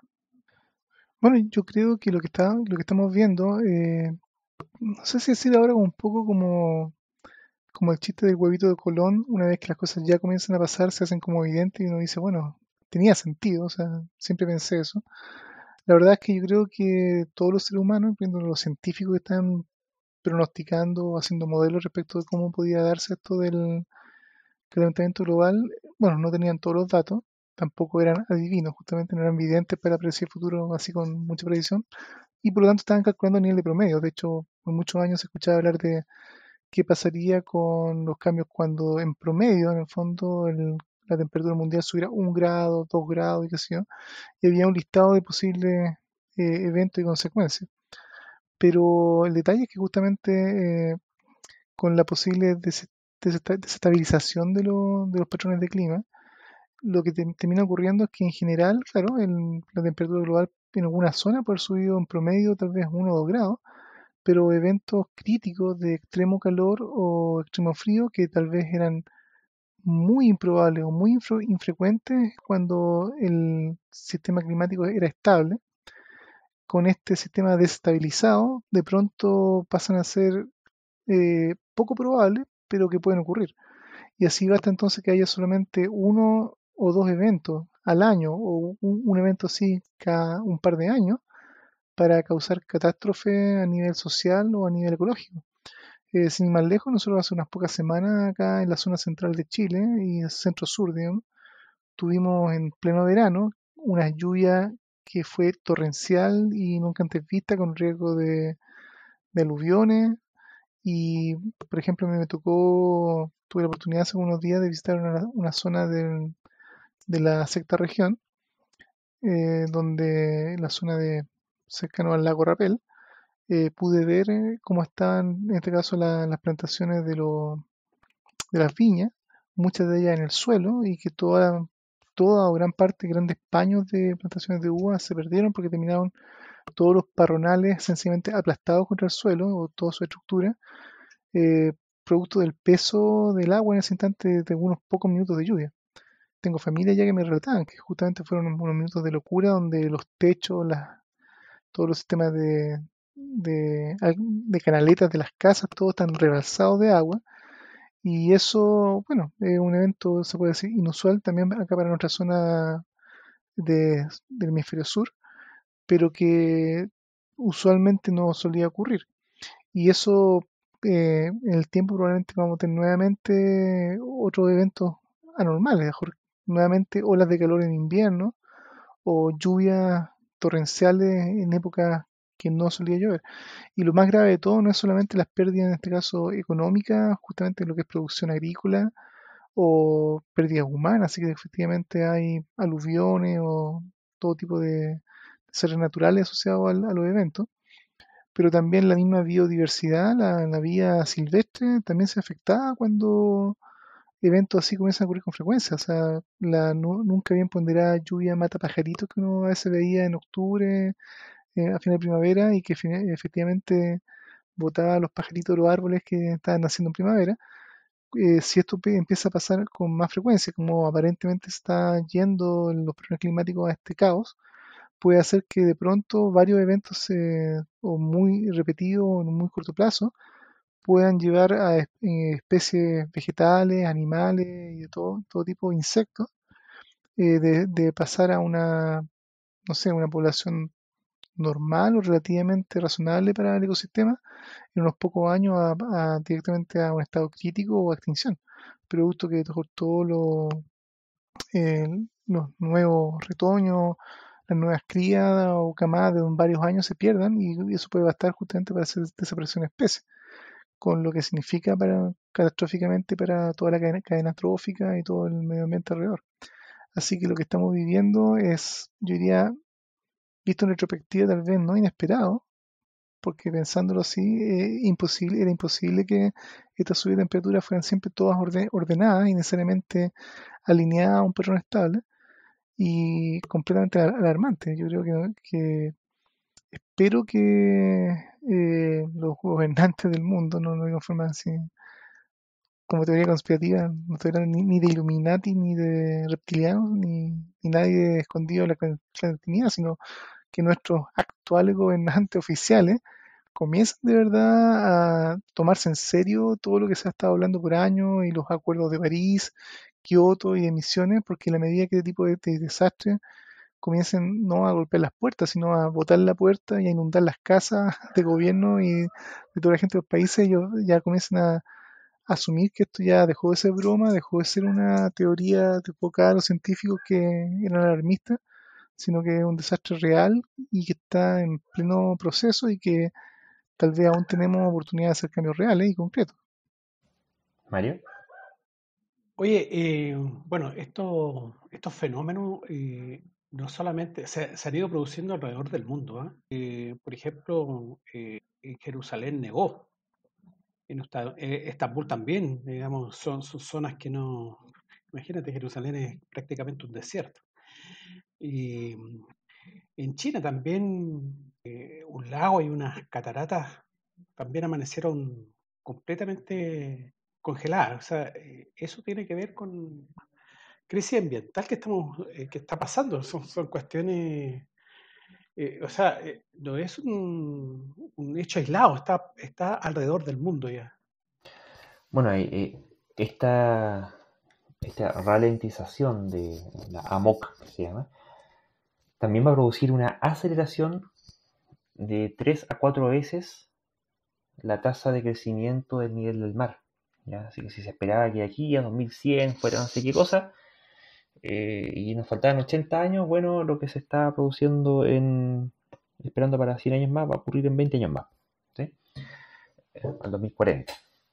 El, Estos fenómenos que son exponenciales, lo que también lo hemos conversado en capítulos anteriores, suele perderse la perspectiva de que los fenómenos exponenciales no son mañana, son ahora, porque crecen muy rápido, crecen sobre lo crecido. Entonces, este tipo de crecimientos exponenciales en temperatura y liberación de CO2 hace que el futuro vaya siendo ahora, ¿ya? Y quería hacer un alcance respecto de... eh, bueno, voy a buscar ahí el enlace, cuál fue el capítulo en el que hablamos de este tema, porque ahí, para no repetir el tema, ya, pero vamos a referirnos al capítulo en que lo conversamos, porque ahí analizamos por qué se hacían estas predicciones más conservadoras y por qué quedan cortas, ¿ya? Pero esto claramente va a ser una cuestión muy mala, está siendo muy mala y va a seguir empeorando, ¿ya? Lamentablemente, el concepto aquí es que se ha perdido la estabilidad climática. Y la pérdida de la estabilidad climática significa que los patrones reproductivos de la especie y los ciclos de vida que estaban ajustados a ciertos vaivenes por millones de años, en un santiamén, que ha sido ¿cuánto? Un siglo y medio, 2 siglos con suerte, los humanos hemos destruido esa estabilidad y eso va a impedir efectivamente finalmente la vida. La vida y hay un tema también, porque no es lo mismo unas bacterias que evolucionan contra rápido. Cualquiera que haya tomado antibióticos y tenga resistencia a bacterias debería saberlo, o lo que estamos viendo ahora con el coronavirus, ¿cierto? La cantidad de mutaciones que van apareciendo. Todos estos bicharracos chicos evolucionan de forma bastante rápida, pero los animales más grandes se demoran más, ¿ya? Tomando varios millones de años. Por lo tanto, la capacidad natural de adaptación es muchísimo más lenta y al punto que este tipo de eventos son amenazas vitales en contra de la especie, ¿ya? Y por extensión, lo que a nosotros se nos olvida es que nosotros también somos animales, y somos animales relativamente grandes, y también nuestra evolución demora sus millones de años. Entonces, hay montones de condiciones de subsistencia que hoy día tenemos que nos las proveemos a través de la tecnología, de la ciencia y dependemos de cierta disponibilidad de recursos naturales. Y la afectación de todo este tipo de organismos, y ni qué hablar de la proliferación de los microorganismos, también un tema ahí que se están derritiendo los hielos en la tundra siberiana con bacterias que no hemos visto en 10.000 años, puede traer efectos que hoy día son, yo diría previsibles. Quizás cuesta estimar qué tan encima estamos, pero bajo esta lógica de que las exponenciales son hoy día, a mí no me extrañaría que empecemos a tener proliferaciones de enfermedades bastante complicadas, digamos. Como ya tenemos esta, ahí vienen más, ¿sí? En plazos no muy grandes, ¿ya? Cosas de 5 años, 10 años, hay cuestiones que ya se están viendo y que eso es encima, porque cualquier capacidad de reacción política o institucional eh, toma por lo menos esos tiempos, así que se toma conciencia. Bueno, yo recuerdo ciertos documentales o estudios científicos que mostraban una de las hipótesis más plausibles que explican la desaparición de la cultura maya o del imperio maya, que fue descubierta justamente en las selvas de Guatemala, Honduras, estas pirámides perdidas entre medio de árboles, y que toda la población que vivía ahí, o que claramente tiene que ser miles de personas para construir estos monumentos, no están en ninguna parte. ¿Qué pasó con ellos? Y siempre se especuló de enfermedades o de guerras o algo por el estilo. Y me parece que una de las hipótesis que se estaba ya un poco barajando tenía relación con que hubo justamente un cambio de patrón climático, no recuerdo en qué siglo, y que se descubrió justamente la ciencia a veces conecta datos aparentemente inconexos, gracias a estudios de unos conos de barro que se estaban haciendo en algunos lagos en Europa, que justamente en los lagos, como tienen ciertos periodos anuales de crecida de los ríos con más turbiedad y más depósitos de limo, de barro de tierra arriba, con periodos de menos lluvia y qué sé yo, y eso va dejando una especie de huella digital similar como a los anillos de los árboles, pero en el barro, y con eso se podía uno ver el pasado e ir comparando años conocidos, más lluviosos, menos lluviosos, y con eso calibrarse el pasado, justamente ver cómo fue las precipitaciones, los inviernos, los veranos de siglos o hasta, dependiendo del lago, cientos o miles de años atrás. Y se dieron cuenta que en algún momento en el siglo, y aquí perdónenme si es que no soy muy preciso, pero es algo así como en el siglo IX después de Cristo, en Europa hubo un periodo donde justamente hubo una carencia de lluvias extremas, como una especie de sequía o algo que pasó por el estilo, y calibrando qué había pasado y los libros históricos, que ahí ya teníamos registro de que esos años fueron extremadamente fríos en Europa y hubo una hambruna y muchos problemas. Y cuando comenzaron los científicos a intentar explicar qué había pasado con el clima de Europa en esos años, para explicar estos inviernos que fueron varios años extremadamente fríos, hubieron, creo, si no recuerdo mal, algunos años que se lo llamaron el año sin verano, donde prácticamente no, la nieve no alcanzó a derretirse en el verano antes de que comenzara a nevar nuevamente el siguiente invierno. Eh, Inicialmente culparon justamente algunos volcanes o otras evidencias en otras partes completamente distintas del mundo que probablemente arrojaron mucho humo a la atmósfera y eso bajó la temperatura global, todo. Y justamente esta corriente que tú estabas mencionando creo que estaba involucrada, si no recuerdo mal, que al cambiar su comportamiento, de pronto, heló por 10 o 15 años Europa. Pero lo interesante de todo fue entonces ya, cuando ellos llegaron a esta hipótesis, efectivamente este cambio de corriente causó esto en Europa y lo introdujeron los modelos a los computadores para ver qué pasaba con el clima global. Ese cambio de comportamiento en Europa de una temperatura muy fría implicaba prácticamente una sequía en toda Centroamérica. Y eso entonces justamente coincide con los años en que de pronto toda la cultura maya desapareció.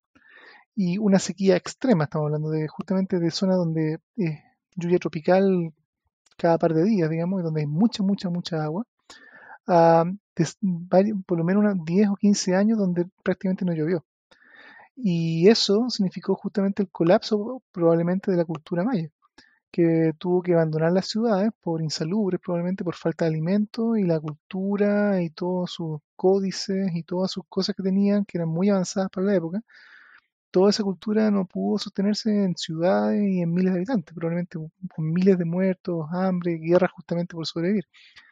¿Y a qué voy con todo esto? Que nosotros hoy con la cultura humana estamos en una situación tal vez similar. Que, claro que a nivel no solamente de un par de continentes, sino a nivel planetario.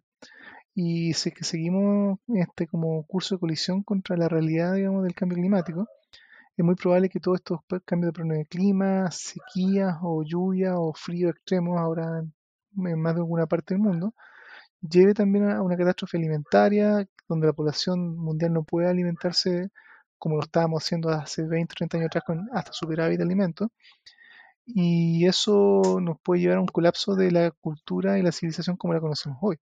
Con la diferencia de que hoy por suerte tenemos tecnología y una cultura más global que tal vez nos permita sobrevivir mejor y a diferencia de los mayas no vamos tal vez a desaparecer en la historia, pero va a ser un frenazo y un choque que sencillamente tal vez destruya la civilización actual como la conocemos, donde tal vez como el libertinaje y el derroche de recursos y muchas comodidades o superávit que estábamos tal vez acostumbrados ya por decenas de años, gracias a la ciencia en parte también, no van a estar disponibles. Así que el futuro no se ve muy halagueño, dado lo que sabemos y dado lo que estamos viendo que está pasando.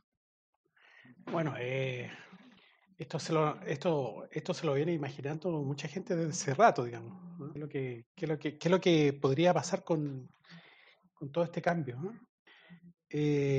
Bueno, esperemos que tu profecía no se haga en realidad y tengamos el tiempo para pegar el frenazo. Es que Yo no me lo digo yo, lo imagino, dice la ciencia. claro, bueno, No, lamentablemente los políticos no son personas que vean mucho el tema de la ciencia, de hecho, generalmente ni siquiera la entienden. Y no solamente eso, sino que además tenemos políticos que son absolutamente anticiencia. De hecho, Bunge, en una de sus entrevistas, por ahí mencionaba de que tanto la derecha como la izquierda sencillamente no le gustaba la ciencia. Porque claro, hay que tomar decisiones en base a evidencias y no en base a ideologías bastante imbéciles a veces. Entonces, claro, los datos científicos dicen otra cosa, se contraponen muchas veces al tema ideológico. No sé, bien catastrofista tu punto de vista, Daniel, y me deja o sea, preocupado. es catastrofista lo que podría llegar a ocurrir. Y por supuesto, no, lo que queremos, yo creo, evitar mucha gente es que efectivamente ese peor caso ocurra. Pero las tendencias actuales muestran que cada vez ese tipo de escenarios son más probables. Y eso es lo que yo creo que hay que evitar, que justamente pase de algo cada vez más probable, que eso no, al contrario, no llegue a ser algo que efectivamente ocurra. No, y cuidado porque eh, si uno va, no sé, pues, manejando por la calle en la ciudad y te pones a andar a 100 kilómetros por hora, alguien podría decir, oye, ten cuidado que va a tener un accidente, va a matar a alguien y nos puedes matar a nosotros. Y otro le dice, no, lo que pasa es que está siendo catastrofista, ¿cierto? Porque como que está prohibido hacer vaticinios de cuestiones negativas. Y sigue acelerando y empieza a andar a 200 kilómetros por hora dentro de la ciudad. En una ciudad sin las autobahn de Alemania, digamos, una ciudad común y corriente. Y dice, oye, pero cuidado que nos vas a matar a todos. ¿Sí? Y vamos a morir todos los que estamos dentro del vehículo y va a matar a muchos autos más que gente que está en otros vehículos más. No, es que está siendo catastrofista, eres un agorero, un mal agorero, ¿cierto? Tú tienes que ser optimista y esperemos que en realidad que ojalá no se muera nadie, claro. Y no, pues, catastrofista sería decir, no, mira, sabes que pues, estoy yendo a 10 kilómetros por hora y alguien te puede decir, oye, no, ten cuidado que pues, vas a matar a todas las personas que están a tu entorno. Eso es catastrofista. ¿Por qué? Porque la envergadura de lo que se anuncia no tiene relación con las condiciones que eventualmente podrían llevar a esa consecuencia. Pero aquí no estamos en ese caso, estamos en el caso en que el mal augurio sí es deducible a partir de de las condiciones que se están observando. Entonces, es un escenario de pronóstico catastrófico, no catastroficista o catastrofista, ¿sí? Y, y eso es lo terrible. Me acuerdo cuando era más cabro, sacaba las cuentas y decía, bueno, estas cosas son cosas que, pucha, lo siento por mis nietos, trataré de evitar que eso ocurra, pero pareciera que a mis nietos les va a tocar. ¿Sí? Ahora estamos viendo, a poquito rato empezó a ocurrir que, pucha, parece que a mis hijos les va a tocar. Y quizás yo podría, cuando ya sea más viejo, me va a tocar ver parte del comienzo del asunto. Y ahora lo que estamos viendo en realidad es que somos adultos en la mitad de nuestra vida, y ya lo estamos viendo, y ya empezó. Como diría la niñita esta de Poltergeist, ¿cierto? Ya están aquí, ya llegaron. Porque las exponenciales ahora. Y lamentablemente a nuestros hijos, primero lo vamos a padecer nosotros, a nuestros hijos les vamos a heredar definitivamente un medio ambiente degradado significativamente, les va a tocar difícil. Y a nuestros nietos me compadezco por ellos. ¿Ya? La verdad es que no tengo motivo fundado para esperar que nada bueno pueda ocurrir. ¿Ya? Si estoy equivocado, feliz que me lo hagan ver. Bueno, efectivamente las nuevas generaciones probablemente lo van a tener difícil, por lo menos, por decirlo así. Ojalá que no sea catastróficamente difícil. Y yo creo que lo que se viene, y como comentaba, que tenemos la tecnología y la ciencia esta vez a nuestro favor, de por lo menos poder intentar hacer cosas más concretas y no solamente sufrir sin saber por qué. Una cosa que se está hablando mucho ahora es del tema de, por ejemplo, el hidrógeno verde y la energía alternativa, digamos, renovables como el sol o el viento. Y yo creo que gran parte de las cosas que vamos a tener que hacer es comenzar a usar energías realmente renovables, dejar de quemar, por supuesto, combustibles fósiles, y gran parte de esa energía va a tener que invertirse en sistemas de captura de carbono, dado que en el fondo nosotros nos encargamos por 100 o 150 años de llenar de CO2 la atmósfera. Probablemente vamos a tener que intentar capturar artificialmente con mecanismos tecnológicos, sistemas tecnológicos, recuperar ese carbono de la atmósfera, ojalá el paso más acelerado que podamos, pero probablemente eso va a significar un gran costo energético.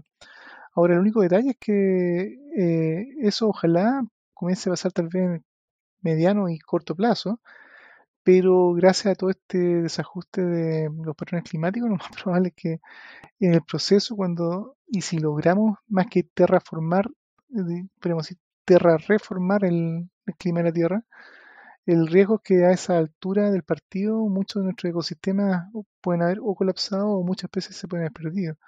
Y eso no va a haber ninguna tecnología que nos permita recuperarlo y espero que lo que quede después aún permita a las especies que logren sobrevivir, que ojalá nos incluya a nosotros, poder mantener la vida a futuro de la Tierra en forma un poco más razonable y más amigable con el medio ambiente. Mira, yo la verdad que cuando me hablan de estas cuestiones de energía renovable, tengo un poco mis dudas respecto, ¿no? ¿Cuál realmente es su impacto? Porque, por ejemplo, el desarrollar paneles fotovoltaicos, para producir paneles fotovoltaicos se necesitan tierras raras, un montón de cosas. Y no sé, digamos, si nosotros lo llevamos a huella de carbono, no sé cuánto significa, pero impacta. O sea, el desarrollar todo este tema no es gratis tampoco. O sea, no hay una forma, digamos, tal vez sea menor, no sé, tal vez sea menor, pero tengo mi duda al respecto con el tema de la producción de este día.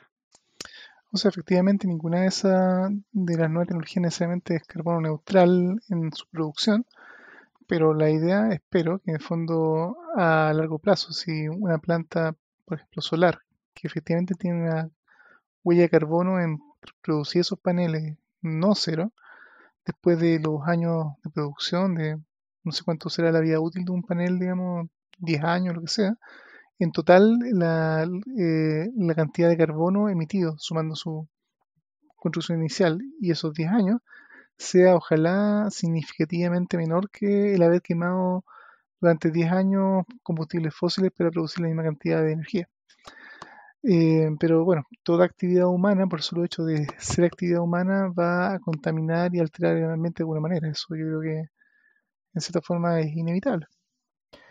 Efectivamente, y ahí parte de algo que lo conversamos en el capítulo anterior, ¿cierto? De qué tan plausible es hacer cuestiones sin impacto ambiental. Pues eso no existe. Y mientras más grande sea el tamaño del desastre que tengamos que solucionar, por muy buena que sea la tecnología, va a terminar siendo un pasivo a pagar y que con esa super tecnología va a tener que pagarse en algún momento.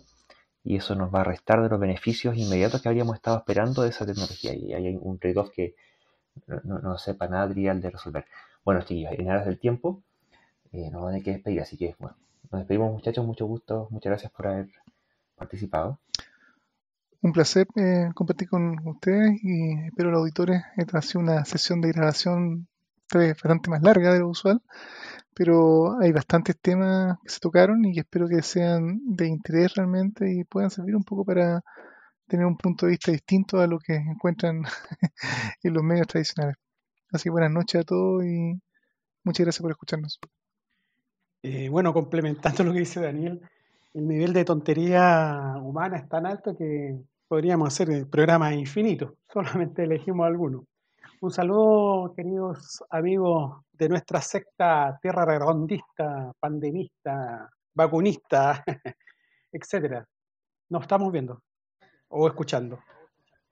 Así es, muchas gracias a todos. Les dejamos como siempre invitados a seguir viendo este programa. Suscríbanse a nuestro canal.